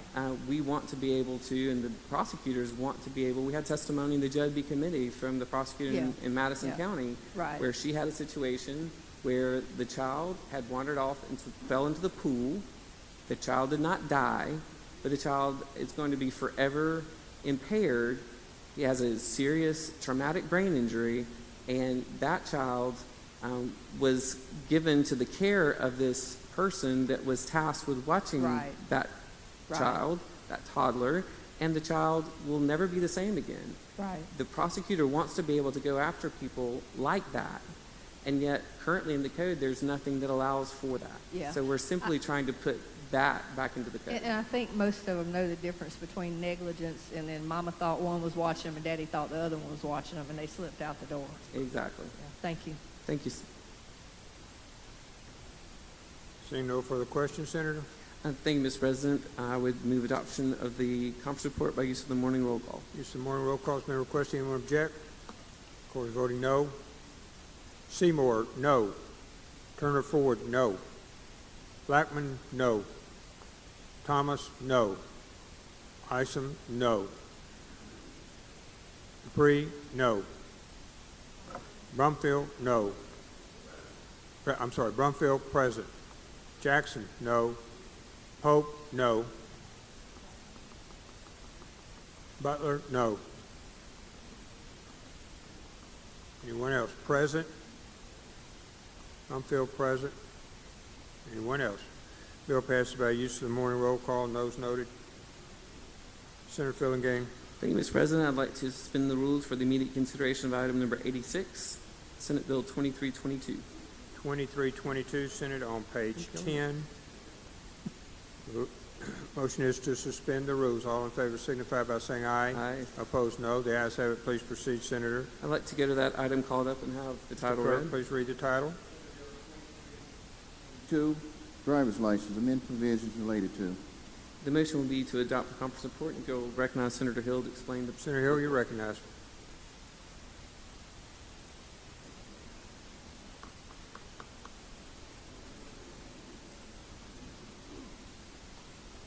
Thank you, Mr. Chairman. Thank you, Mr. President. This bill is substantially the same bill that we passed through here some weeks ago. And what the bill does, it basically requires the Department of Public Safety to put the sex on the driver's license that's consistent with sex at birth, unless some type of mistake is made or some type of scrivener's error has been made, a misidentification of the child's sex at birth due to some type of sexual disorder. And it allows a correction of the license that's been previously voluntarily altered to record a sex other than the sex of birth as previously recorded at birth. It also allows the Department of Public Safety to address any of these driver's licenses that have been given illegally to illegals in other states that come through the state of Mississippi. Basically, if any law enforcement comes in contact, a peace officer who stops a person driving or using an invalid license as described in paragraph A of subsection, shall issue a citation to the driver for driving without a license in violation of section 63-141 and shall refer the person to the United States Immigration and Customs Enforcement Agency. And any justice court judge, license examiner, or anybody else that comes in contact with someone trying to use an invalid license that's been issued by another state to someone who could not prove their legal presence in the United States, that would be an illegal license in the state of Mississippi, and that person would be referred to Immigration and Customs Enforcement, and it allows the Department of Public Safety to adopt rules and regulations as necessary to implement the provisions of this section. And we know that a number of states have been given illegal driver's license, even commercial driver's license, and we've had some serious wrecks in Mississippi with some of those folks with those illegal driver's license. And it continues to allow our public safety to do everything that they're still doing to issue a driver's license to somebody on a visa or whatever legal purposes they have here, that they still issue the same license that they have before. It just basically, if they encounter someone with a license that they deem is illegal and is not a valid license, and someone got that illegally in another state, that we won't recognize it. And if there are no questions, I would ask for adoption of the conference report on the morning roll call. Senator Dupree, for what purpose? Question, Mr. You President. for a question, Senator? Of course. Senator Dupree, you're recognized. Senator, to take that a little bit further, if someone stopped with invalid driver's license, what happens next? Without a driver's license? Invalid driver license. Well, they'll be issued a citation, and Immigration and Customs Enforcement will be called. They forward it to the United States Immigration and Yes. ICE. Yes. Okay. Yes. Thank you. Senator Brumfield. A question, Mr. You President. yield, Senator? Yes. Senator Brumfield is recognized for a question. Thank you, Senator Hill. Little quick question. Our major concern, is it the gender on the driver's license at birth, or is the major concern illegal immigrants are not having a valid driver's license? It's both. Is it both? It's both. Okay. All right. Thank you. Senator Blunt, for what purpose? Question, Mr. President. You for a question, Senator? Yes. Thank you, Senator Hill. I want to clarify this notion of a valid driver's license and real ID, because real ID has been the law of the land for less than a year, and as I read the language that begins on line 106, a driver's license or other permit purporting to authorize the holder to operate a motor vehicle on a public roadway issued by another state, which does not prove lawful presence in the United States, shall be invalid and does not authorize the holder to operate a motor vehicle in this state. And what I think is the case, and I'm asking you, if a driver's license is not Real ID compliant, it does not prove lawful presence. And according to the Transportation Security Administration in a report they issued last year, there are more than 100 million Americans who have a valid driver's license that is not Real ID compliant and therefore does not prove lawful presence in the United States. And therefore, if they come to Mississippi with a state legal driver's license that does not prove their lawful presence, they cannot drive a car and they'll be reported to ICE. Is that correct? We're talking about that they have a driver's license that does not, that shows that they did not present when they got the license. That's right. There's certain licenses that don't have names on them. There's all kinds of driver's license that other states are issuing besides something that's Real ID that our people have already been finding on the roads in the state of Mississippi. But there are 100 million Americans in states all over this country that have a 3-year-old, 4-year-old driver's license that is valid to drive, but they got it before Real ID took effect. They got it before the deadline last year. It's a valid driver's license in another state. They come to Mississippi. It does not prove their lawful residence. We're not talking about a lawful driver's license that was given before Real ID. We're talking about a driver's license that was given to somebody that could not prove that they were here legally and deserving of a driver's license on a green card, a visa, or whatever reason that they were here. I don't know if I'm making myself clear. A driver's license that a person got before Real ID, where they did not have to submit the documents to their state motor vehicles division to get that driver's license, does not prove their lawful presence in the country because it was issued before Real ID took effect. Isn't that right? I think according to what the DPS has told me, they can recognize the illegal licenses. And that's what we're asking them to do, is recognize the illegal licenses when they pull somebody over.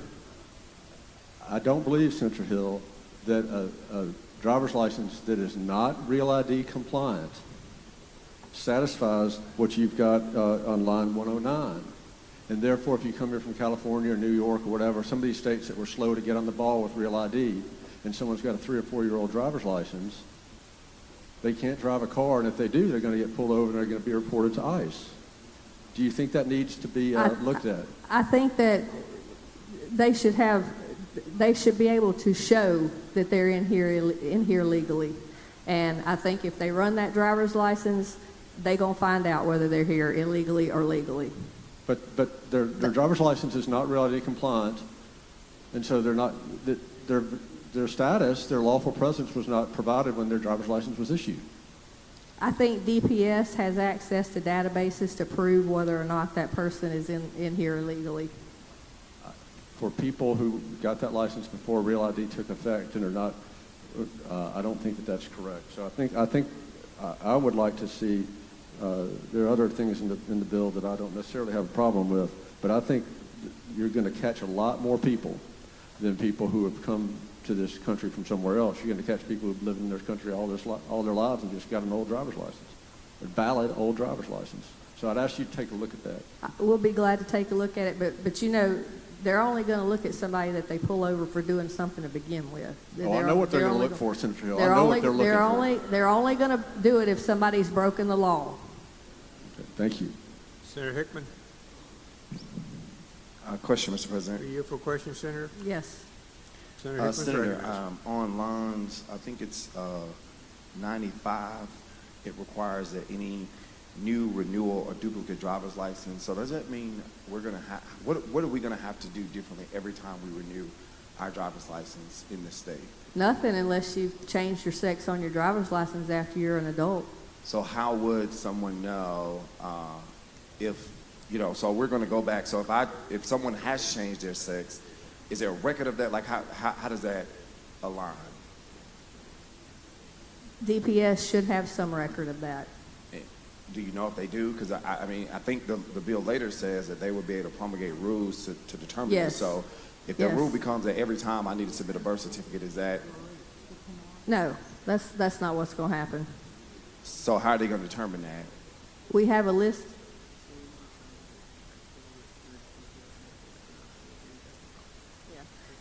They would know because they would have had to have a court order to change that driver's license. So, so with that, someone who has gone through all of the legal procedure and done all the things that need to be done, they're going to have to be addressed on their driver's license as a different sex than what they're presenting as. They're going to have to address it as a sex they were born with. So a different sex than what they present as, if they've gone through That's surgical correct. procedures and all of that. That's correct. Thank you, Senator. All right. Senator Simmons, D. For what purpose, sir? I have a motion, Mr. President. Please. I think it's timely, and we don't have any other questions, so if you have any motions? Yes, my motion to recommit. One moment, please.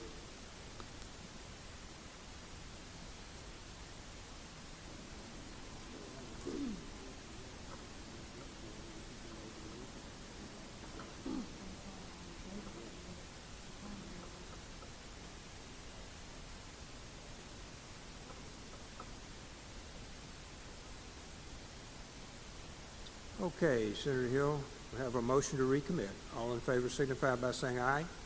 Aye. Opposed, no. No. The noes have it. All right, Senator. I move for adoption of the conference report on the morning roll call. Use of the morning roll call has been requested. Anyone object? Mr. Clerk, call the roll.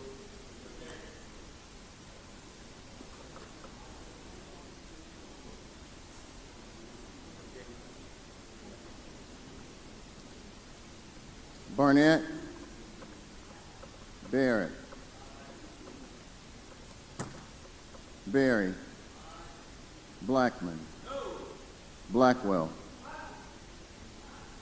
Blunt, Boyd, Brumfield, Bryan, Butler, Carter, Chassenall, Chisholm, DeBar, Delano, Dupree, England, Fillinger, Frazier, Gillespie Ison, Harkin, Hartness, Hickman, Hill, Hobson, Jackson, Johnson, Kirby, Ladner, McCon, McLendon, McMahon, Michelle, Mumford, Norwood, Parks,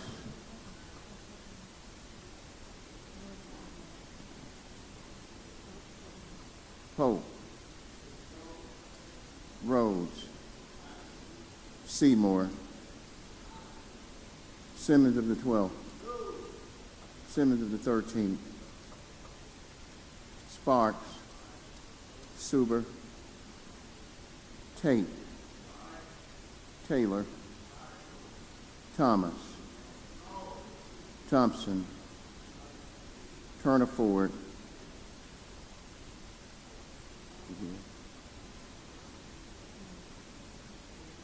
Whaley, Wiggins, Williams, Younger, Barnett,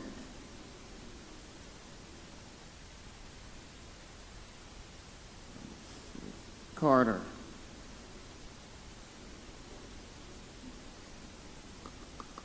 Harkins, Hobson, Johnson, Ladner,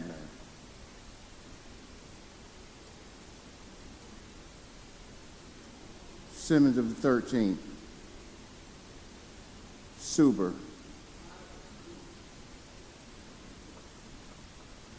Wiggins.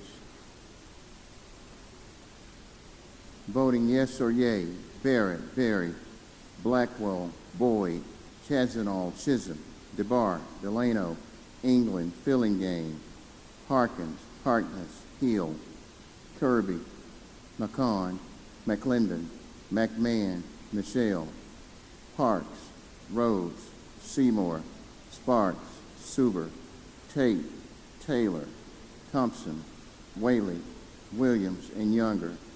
Voting no or nay: Blackman, Blunt, Brumfield, Bryan, Butler, Dupree, Frazier, Gillespie Isom, Hickman, Jackson, Mumford, Norwood, Pope, Simmons of the 12th, Thomas, and Turner Ford.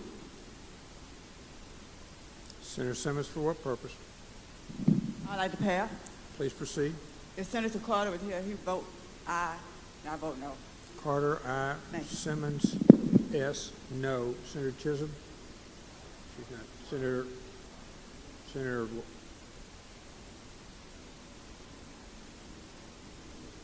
Wiggins, I'm sorry. To the vote. Please proceed. I vote no. I vote yea.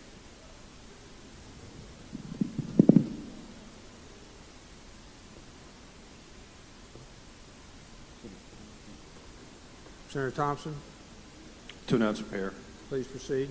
If Senator Barnett was here, he would vote no, and I would vote aye. Pear, Thompson, Barnett. Anyone else? A moment.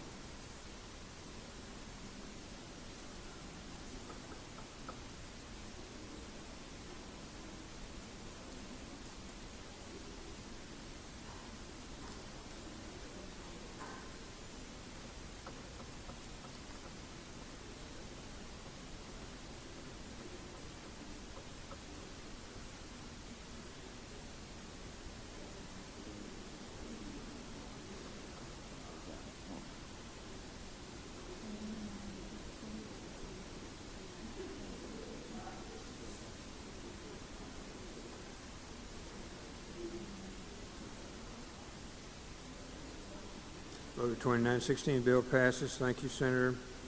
Back to Senator Fillingane. Good. Senator Bryan.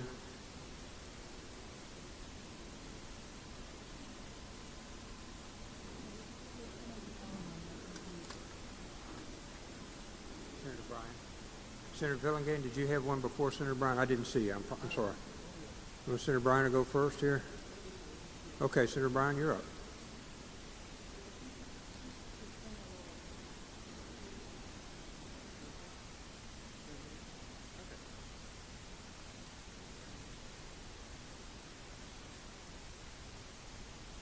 I have 88 for Senator Bryan. Okay, Senator Fillingane, we'll move to you. Thank you, Mr. President. I'd like to suspend the rules for the immediate consideration of item number 90, Senate Bill 2710. Motion is to suspend the rule for item number 90, Senate Bill 2710. All in favor signify by saying aye. Aye. Opposed, no. The ayes have it. Senator, we're on 11. I'd like to get that item called up and have the title read. Clerk, please read the title. Senate Bill 2710, Juvenile Crime, amend provisions related to. The motion will be that we do adopt the conference report, and if you'll recognize Senator Sparks to explain the Senator report. Sparks, you're recognized. Thank you, Mr. President. Thank you, Mr. Chairman. This is the bill that addresses crimes of violence committed with a concealed gun, rifle, pistol, or any other firearm would be original jurisdiction of the circuit court. In times past, this is often gone to youth court, and so this was a compromise position of the conference report that it would be a crime of violence as denoted in the code 9732. If it was committed by an adult, even a juvenile would have original jurisdiction in the circuit court for a crime of violence. Section 2 addresses when stolen firearms are sold, attempted to be sold, delivered, or transferred to a child, the offense would be punishable and it would be an increasing penalty for those when a crime of violence was performed with that stolen firearm. And again, if the stolen firearm was subsequently used in attempted murder, murder or capital murder, that again, it would have a stiffer penalty. This is trying to certainly avoid where adults are putting guns in the hands of people who are typically only going to go to youth court to commit crimes on their behalf. And so if you commit the crime of violence with a firearm, you're going to circuit court. And if you provide a stolen firearm to a youth, you're going to face punishment for that, that is subsequently used in a crime. That is an explanation of the conference report. I would be glad to yield to any questions. Senator Simmons, for what purpose, sir? Question, Mr. President. You yield, Senator? I yield. Senator Simmons is recognized. Thank you, Mr. President. Thank you, Senator, for yielding. In the first section of the conference report, Senator Sparks, what is the difference in what we have in lines 17 through 20, and then also the new section, subsection C, which starts at right there at line 26? Well, the primary difference that I see is that an act committed by a child, as is defined in the code, which would have a punishment of life imprisonment or death, already is an original jurisdiction. That is not an inclusive list like 9732, which is our list of crimes of violence, because there are many crimes of violence that life or capital punishment is not the penalty. So we are expanding the jurisdiction of youth court? No, sir. We're expanding the jurisdiction of circuit court. Oh, I mean, of circuit court? Yes, yes. And so, correct me if I'm wrong, subsection A would only cover those crimes of violence under 9732 that were punishable by life or death. I think any act, it does not limit it to crimes of violence. I would probably concur, and you would probably say that any crime that has life imprisonment or death is also in the list of 9732. So you are correct that for those sentencing purposes, if the crime was of such a nature that the max penalty was life imprisonment or death, they're currently in circuit court jurisdiction. This would add the crimes in 9732 which are not maximum crimes. So there might be a little duplicity in there, but they do not conflict. Well, you would agree with me, Senator Sparks, that by adding the proposed language in subsection 2, we are expanding the list of offenses that a minor could allegedly commit to be in the original jurisdiction of circuit court. Yes, I would agree wholeheartedly. I think that's the intent. Even if one of those crimes under 9732 was used without a gun? No, it says with a gun. Yes, okay. It says while in possession of a gun. So yeah, the crime would have a two-stage process. It is not sending people to the original jurisdiction of the circuit court simply for a crime of violence that is not a crime that is punishable by life imprisonment or death. But if they have a gun, they would be circuit court jurisdiction original. And as you well know, they already could be certified. Right. But I think that's part of the desire of the law, is that if you're committing a crime of violence and you have a firearm, that this business of I might get to go to youth court will be no more. Okay. And the process that is currently established before this bill becomes law, if it becomes law, is a two-step process where a youth court judge will make a determination at that level on whether or not the offense meets the criteria in this statute to certify that minor to circuit court. You're saying as the law exists today? Yes. Yes, Senator. Okay. I believe you're correct. And with this conference report being adopted and if signed by the governor, that process would no longer exist specifically for those crimes of violence that are being committed by a minor with a gun. That's correct, and it would also require an indictment. So the indictment would have to list the elements of the crime, two of which the elements would be it is a 9732 crime and they were in the possession of a firearm. Is there a process in this conference report that would allow a circuit court judge, along with a district attorney in the state of Mississippi, to make a determination that that minor should be transferred back to youth court? I think that's an excellent question. I think that we've had a great lesson today and over the last few days about the three branches of government that exist in the state of Mississippi. The legislature makes the laws and appropriates. The judiciary interprets and enforces those, not enforces, but rules on those laws based on the elements of the crime. I think in your hypothetical, if a circuit court judge and a district attorney had someone that under the law this legislature would have passed and the executive branch would have signed into law, and the crime was alleged to have occurred, that they would have the opportunity to say, you're here in original jurisdiction, but whatever rights that judge or DA has under the law is silent. It's not spoken to because it would be inappropriate for me to try to rule what a judge should rule. And Senator Sparks, I appreciate your work on it, but you do understand my concern as it relates to when we deal with minors or youth, the law that it currently exists in the event a minor, 13, 14, or 15-year-old, hypothetically, did something that's called for in the proposed language.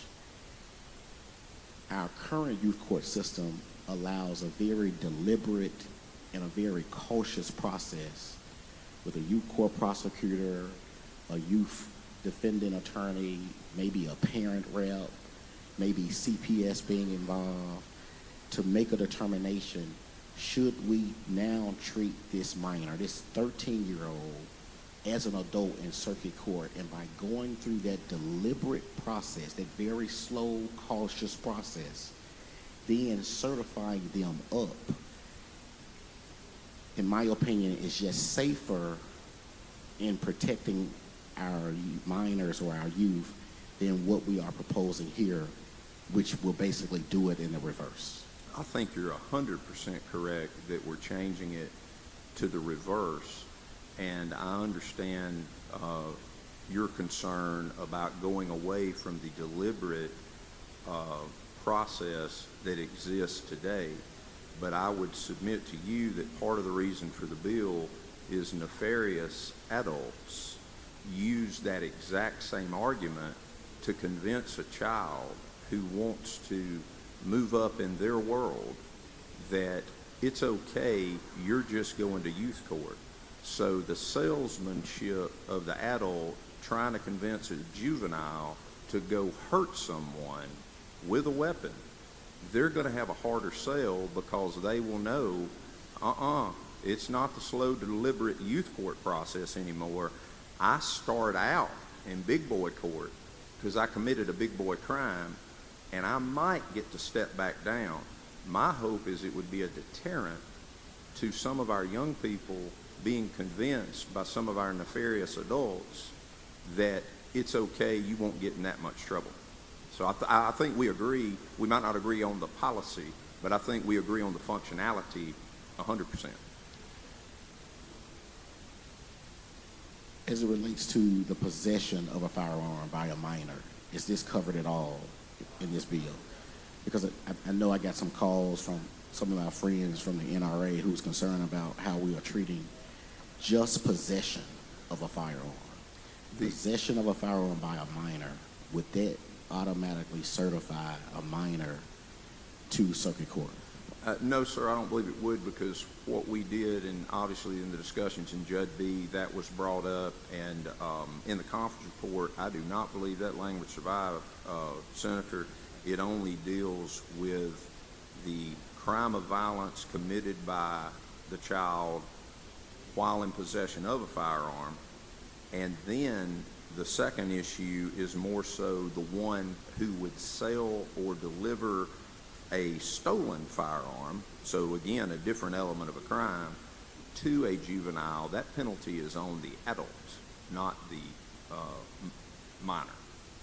And one last question, are we increasing any existing penalties, like going from one maximum penalty for anywhere in the code to increase that penalty anywhere? I think in Section 2, under 97, 37, 35, you can see D, E, and F are increasing penalties on increasing severity. So I would say if I delivered a stolen firearm to a minor and that was determined, I, the adult, would have a crime punishable. If that firearm was subsequently used in a crime of violence, again, by the minor, but I, as the adult, provided the firearm, there's a punishment. And if the crime was attempted murder, or capital murder, or child homicide, then I would have a greater punishment. So the severity of punishment is on the adult who provided, in this case, a stolen firearm. So an extra element of the firearm being proven to be stolen, and that I, in fact, delivered it to a minor child, and the minor child then committed the crime, I, as the adult, would have greater punishment. Thank you. Thank you, Mr. President. Thank you, Senator.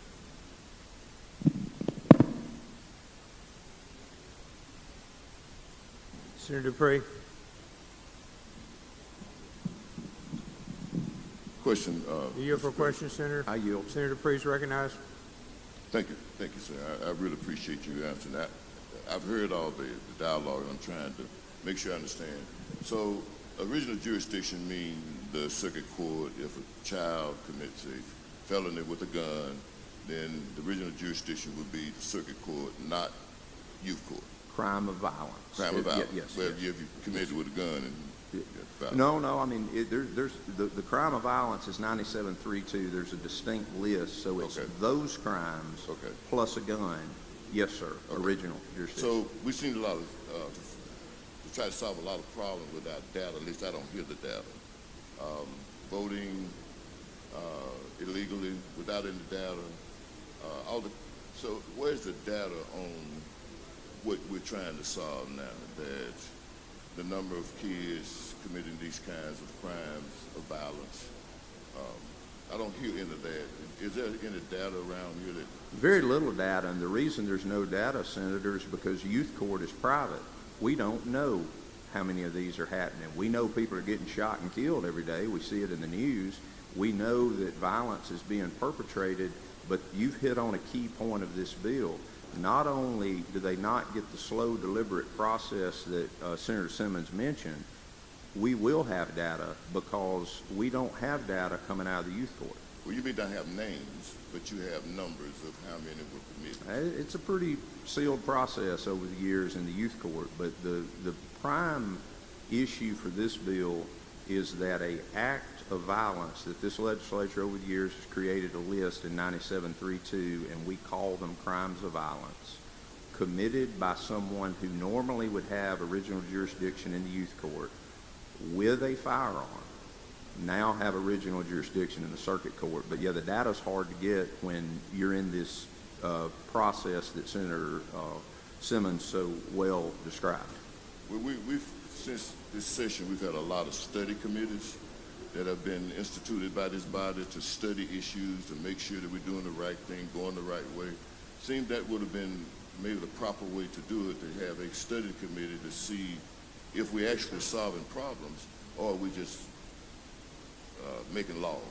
I understand, and you're probably right. It would do well for us to study a lot of these things more before, but yeah, this is the conference report I have before me. Thank you, Senator. Thank you, Senator. Thank you, Senator. Senator, seeing no further questions. I move for adoption of the conference report on the morning roll call. Morning roll call. Anyone object? Or is voting no? Madam Clerk. Dupree, no. Ice, no. Jackson, no. Mumford, no. Hickman, no. Thomas, no. Simmons D, no. Simmons S, no. Norwood, no. Turner Ford, no. Pope, no. Blackman, no. Lunt, no. Bryan, no. Frazier, no. Brumfield, no. Butler, no. Anyone else? Bill passed by use of morning roll call. All right, thank you. Senator Bryan. Senator Bryan, are you ready on yours, sir? That would be at number 88, Senator 274.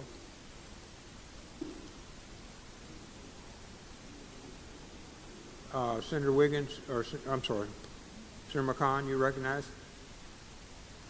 Thank you, Mr. President. I call, my motion would be that we suspend the rules for immediate consideration of item number 92, Senate Bill 2747. 92, Senate, that is on page 11, 2747. Motion to suspend the rules. All in favor signify by saying aye. Aye. Opposed, no. The ayes have it, Senator. I'd ask the title be read, Mr. President. Mr. Clerk, please read the title. Senate Bill 2747, Mississippi Transparency and Consumer Legal Funding Act and Act. Mr. President, my motion is that we do recommit this for further study. Motion to recommit. All in favor signify by saying aye. Aye. Opposed, no. The ayes have it. Thank you, Senator McCon. Okay.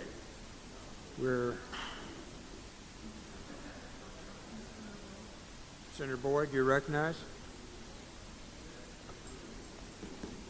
I'd ask for consent that we go to item 66 on today's calendar. One moment.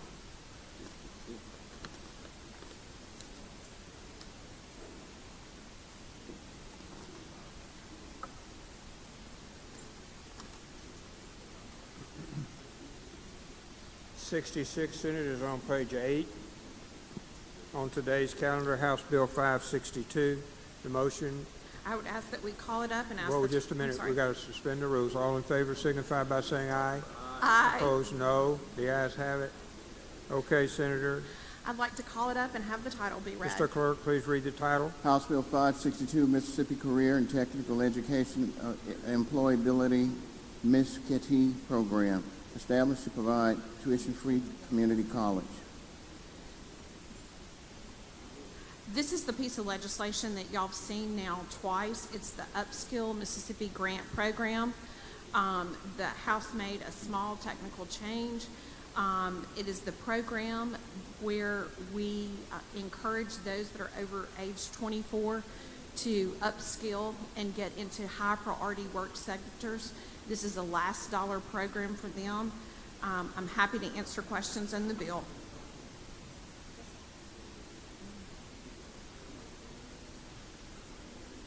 Senator Hill, for what purpose? Just a question. Are you for a question? Yes. Didn't you say there was a cap on this when it came through before? We actually did not fund this in a regular appropriation. We do have some monies in the opioid bill that will actually do this with people that are in recovery. But we did not fund this through a traditional appropriation with this, but there are caps on this, averaging usually basically what you're going to see, because it's the last dollar program, you're going to see really probably average person probably is going to have less than $500 a person that this cost. Okay. But most of the money right now is going to come from the opioid. It will go for people that are in recovery, yes. I understand. Thank you. Yes. Senator Bryan? A question? Yes. You, Senator. Senator Bryan is recognized.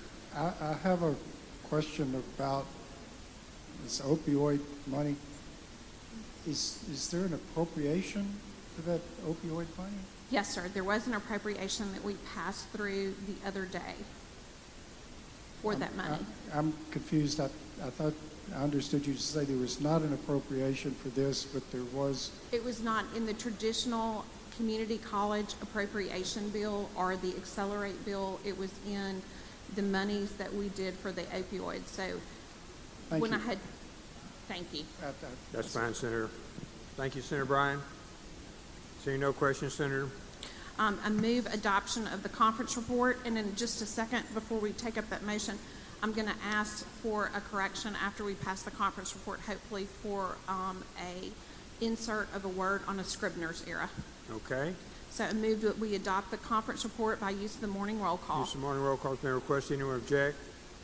Wish to be opposed, voting no. Present.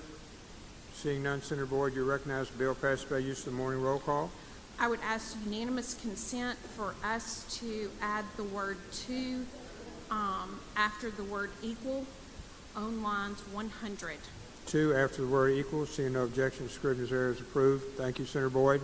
Thank you. This concludes the work of universities and colleges. I want to thank Deborah, our committee assistant, and I want to thank Holly for the tremendous work that they've done this session on this, and to also let you know that we will begin hearings in late summer, working on stuff already with many of the bills that we looked at this last year and kind of furthering our work on those.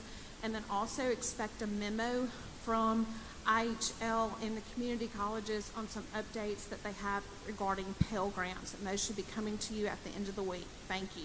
Thank you, Senator Boyd. Appreciate your hard work on universities and colleges this year. Senator Bryan? I'd like to take up an item on the calendar.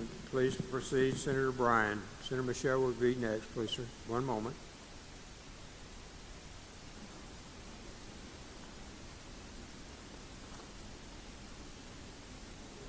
I move the rules be suspended for the immediate consideration of the conference report on House Bill 1772, item 80. That's page 10, Senate House Bill number 1772. Suspend the rules. All in favor signify by saying aye. Aye. Opposed, no. The ayes have it. Senator Bryan, you're recognized. I move adoption of the conference report. Moves adoption of the conference report. All in favor? I'm sorry, by use of I'm sorry. Before we get there, I didn't see you, Senator Sparks. Senator Sparks, for what purpose, sir? I'd like to speak on the conference report and be recognized for a point of personal privilege after the conference report vote. You're recognized to speak on the conference report. House Bill 1772, the conference report, I will be voting for it simply because it's the repealers that keep Department of Human Services alive. So if I didn't vote for this bill, we would end the Department of Human Services as we know it if, 25 or more you join with me or so. So that's not what I'm here about. I'm here about the amendment that we put in this bill that didn't make it to the conference report, which was simply to go from change reporting to simplified reporting as it relates to the SNAP error rate. I'm not going to belabor that point with you because I've already said it numerous times. It'll be a $128 million hit to your budget next year and a cost-sharing penalty unless we get our SNAP error rate below 6%.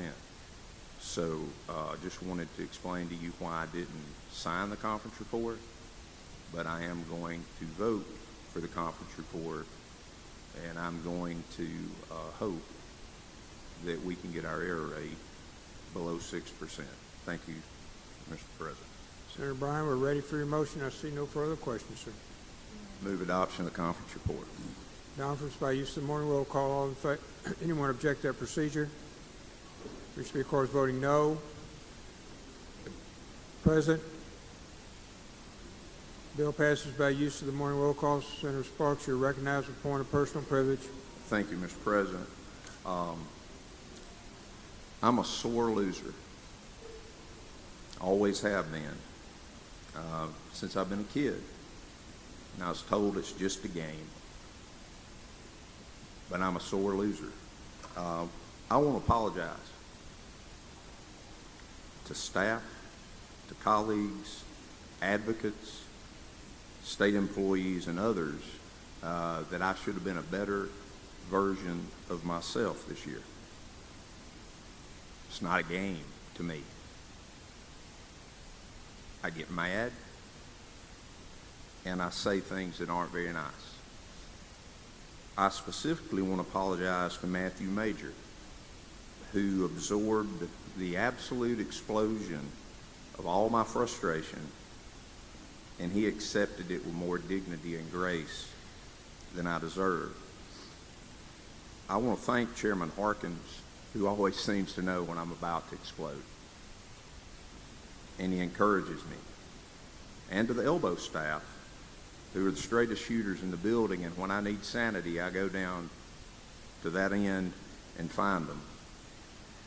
I've refrained from a budget-by-budget diatribe the last couple of days because I know the cake's already baked. But I've taken good notes this year.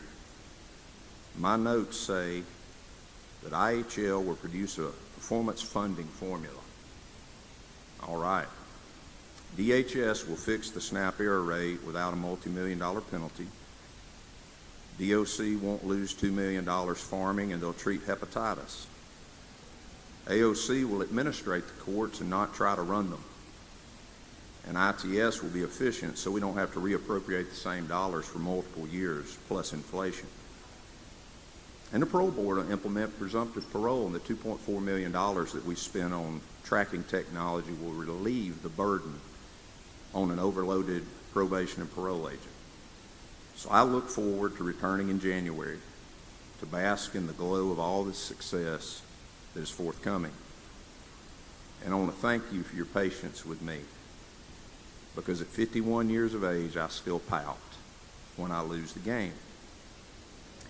I could give a big speech like Steve Holland did years ago and tell an agency you're going to get a big, fat goose egg in your budget. But the agency would just laugh behind my back because they know I don't have the stroke to get it done. But I'm going to tell you something. There's two bills that passed this year. One extended the statute of limitations on programmatic fraud from 5 to 10 years. So if you thought you were outside of the statute of limitations and the complaints we've got about TANF and everything else under the sun, we're going back in time. Number two is transparency in the NGO process. So keep your records. Pay attention. These laws will make our money go further, and it gives the state auditor more tools in the toolbox that if he chooses to take his talents to another office in this next election cycle, I've got 2 words for you: game on. Thank you, Senator Sparks. We'll go back to the calendar.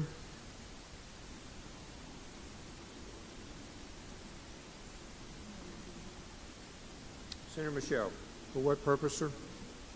Thank you, Mr. President. I ask that we suspend the rules for the immediate consideration of item 68, conference report on House Bill 939. 939. Which number was that? Item 68. Okay, 68. 1 second, sir. Okay, that's on page 8, Senate 168. I'm sorry, 939, number 68. Suspend the rules. All in favor signify by saying aye.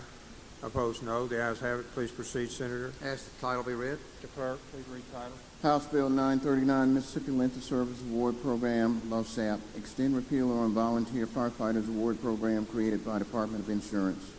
I yield to Senator Delano. Senator Delano, are you recognized? All right. Whew. All right. This is the LoSAP Length of Service Award that we do for volunteer firemen. And as you know, we've worked on that a couple of years. I believe we put another $3 million into that account this year. The first part of this bill only extends the repealer to 2029. So that's the first part of this bill. The second part of the bill deals with a rural fire truck program that we've been cobbling together for a number of years, and we've finally taken some efforts to consolidate some of this stuff. And I wanted to let you know that this bill modernizes Mississippi's fire safety infrastructure and transitions from a rigid age-based equipment rating system to a performance-based model. It consolidates 4 legacy funds streaming into a single super fund managed by the Department of Finance and Administration. The goal is to provide a needs-based funding formula and incentive for local departments to consolidate and reduce community fire ratings. In Section 2, we have, well, I should say that currently local fire departments are sometimes penalized in the ratings because a truck has simply reached a certain age or mileage. What we've changed is that we want the State Fire Marshal and the Rating Bureau to evaluate apparatuses based on mileage, maintenance records, and actual conditions, and that the standards should be evaluated, and maintenance needs to comply with the NFPA 9,000 standard, or 1900 standard, excuse me. And we're not mandating that there be a change in the Rating Bureau. What we're saying is that they must consider these other conditions. The next thing is that we're creating the super fund. And I say a super fund is because we're taking all the balances from the Rural Fire Truck Fund, the Rural Fire Truck Matching Assistance Fund, the Supplementary Rural Fire Truck Fund, and the Annual Fire Truck Fund, and we're transferring that all into a fire fund. We're also creating an equipment fund, and that will be separate, and that will take revenue that comes from proceeds that are derived from the blackout tag that we did several years ago that went to the death benefits for law enforcement officers and first responders. If you remember, about 3 years ago, we put, I think it was about $4 million a year that goes to both law enforcement and the fire department, or fire safety, for personal equipment to provide for additional protection for those officers. That money is going to be directed and it will go allocated to this fire equipment grant fund. The difference, or the main difference in the way the Rural Fire Truck Fund will be run now, the fire grant fund is what I should say, is that it will be merit-based. It will be based off of a competitive scoring based off of needs.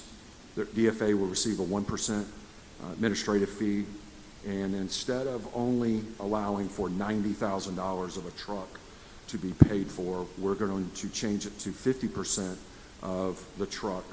And if you've never received a fire truck under this program, which are going to be these really small departments, then you'd be eligible up to 70% of the cost of the truck. There's also an effort to help combine some of these rural these rural volunteer programs, and we're providing a $100,000 grant, limited by only 5 per year, but those grants are going to go towards the county's efforts to consolidate these fire districts to help reduce the overall fire rating for the county.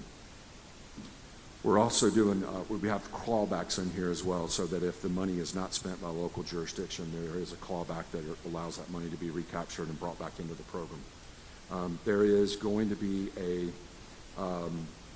14-member advisory committee that's made up of regional representatives, both House and Senate members as well, that is going to be advisory only, and it is going to take in the recommendations to create what will be a rating system on how these awards are going to be made.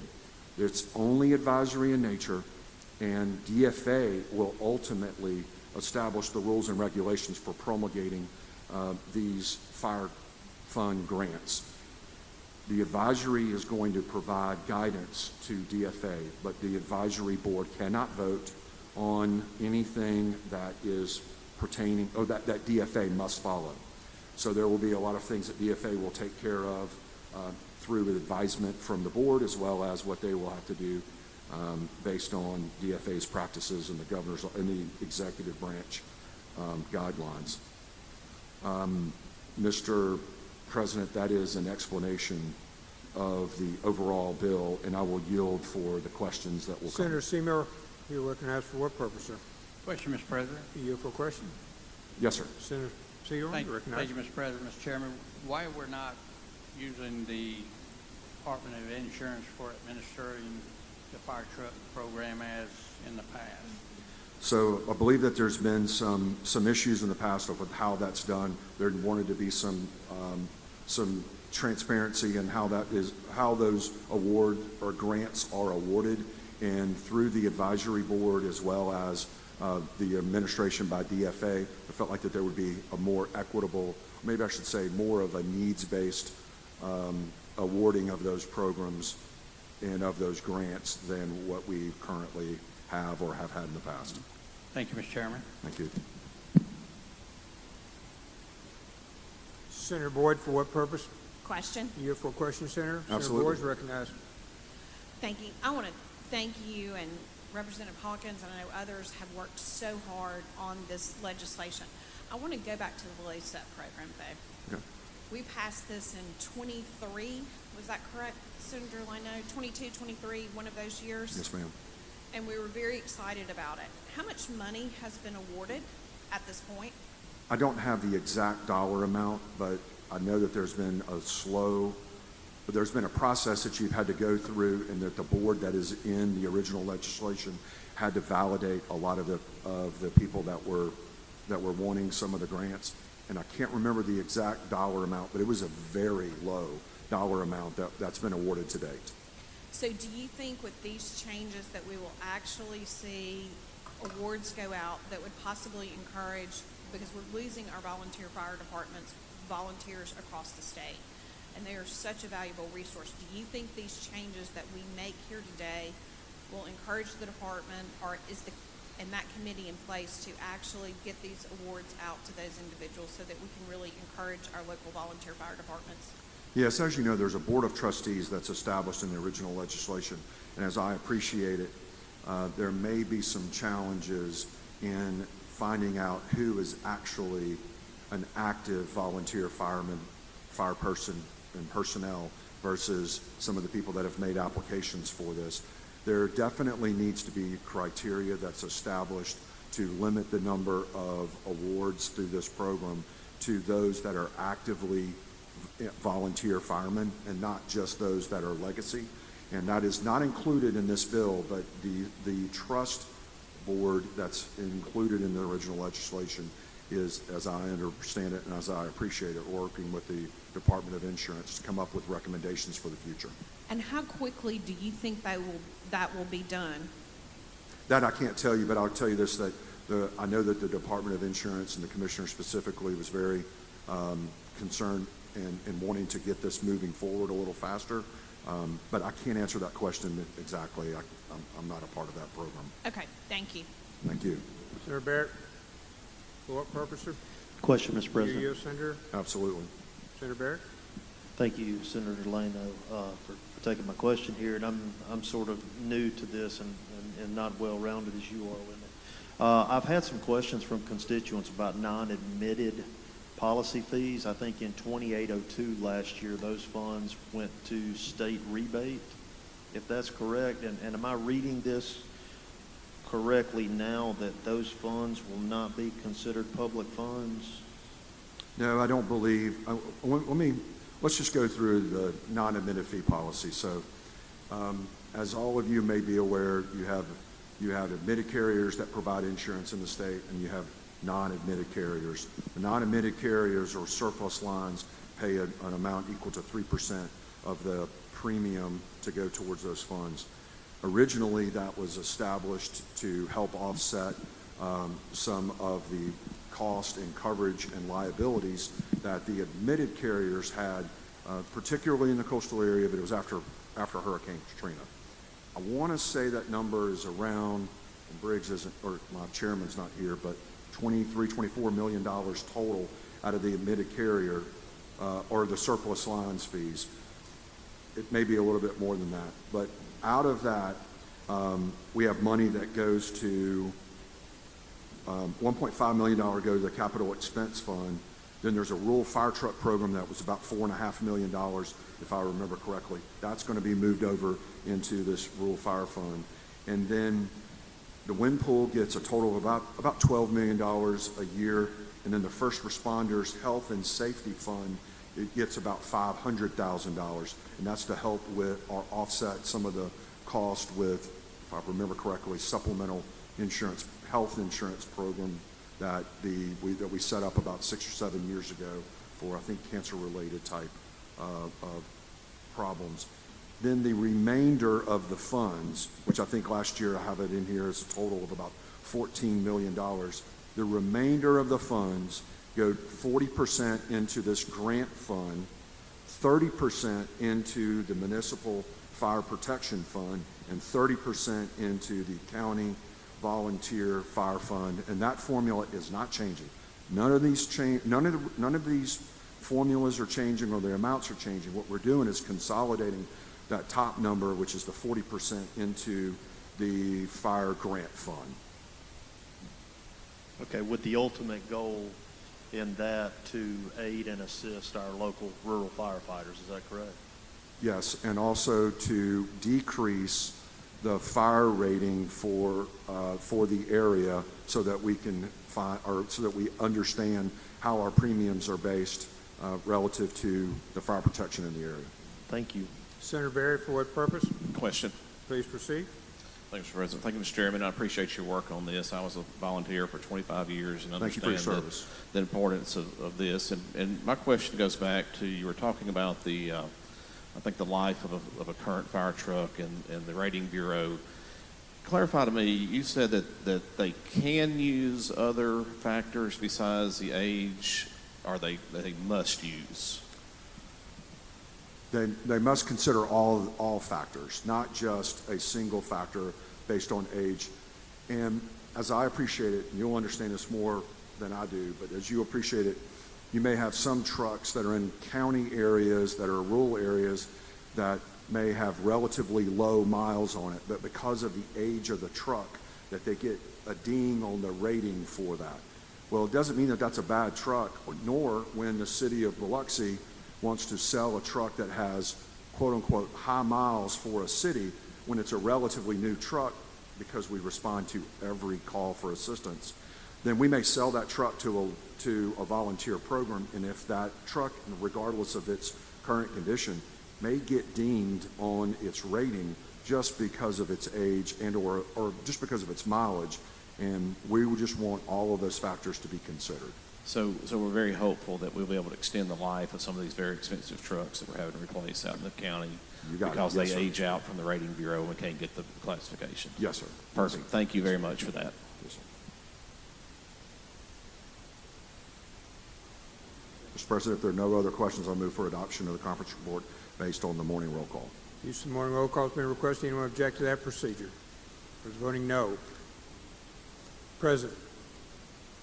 Seeing none, the bill passes. Thank you, Senator Delano, for your hard work on that. That's been disjointed for a while. Senator Suber. Introduction out of order. Please proceed. Thank you, Mr. President. In the West Gallery, I have a good friend of mine, Andrew Nyland from Ecru, Mississippi. On behalf of Senator Chisholm and I, welcome to Mississippi Senate.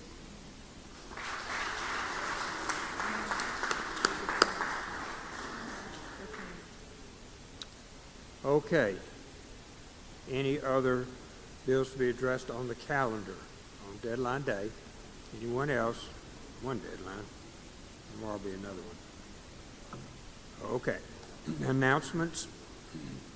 Announcements, please. Do you have any announcements? Senator Williams. Thank you, Mr. President. An adjourning memory. Please proceed. Early this morning, Tommy Williams of Octavia County passed away. He was my Uncle Tommy. I would like to ask that we do that adjourn in his memory today. Thank you very much, Senator. Other announcements? Senator McCon. Mr. President, as we conclude the day today, I just want to remind the members of our Senate, you got a little something on your desk, and I'd like you to remember that we need to wrap that up in the next few days for some of our friends and family that are in here, okay? Thank you. One moment, please.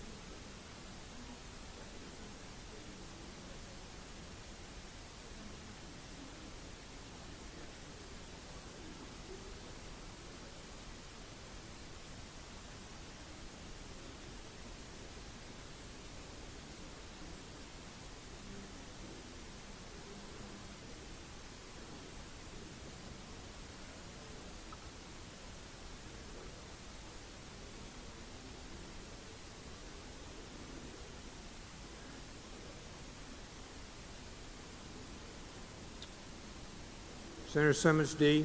For what purpose, sir? Thank you, Mr. President. I'd like to hold a few items on the motion to reconsider. Okay. Please proceed, sir. Thank you, Mr. President. Number 83 on today's calendar, Senate Bill 2114. One moment, please. 83, Mr. Clerk. Just 1 second, sir. Let him find it. Okay, Senator Simmons. And also, Mr. President, number 94 on today's calendar, Senate Bill 2821. 94, Senate Bill 2821. Thank you, you, Mr. President. Senator. Clerk. Okay, appreciate everyone's hard work today. If there's nothing further on the calendar, Senator Blackwell. Thank you, Mr. President. I move the Senate stand in recess until the last conference report is filed, at which time the journal will reflect we're adjourned until 10 a.m. tomorrow morning. 10 a.m. tomorrow morning. All in favor signify by saying aye. Opposed, no. We stand in recess till 9.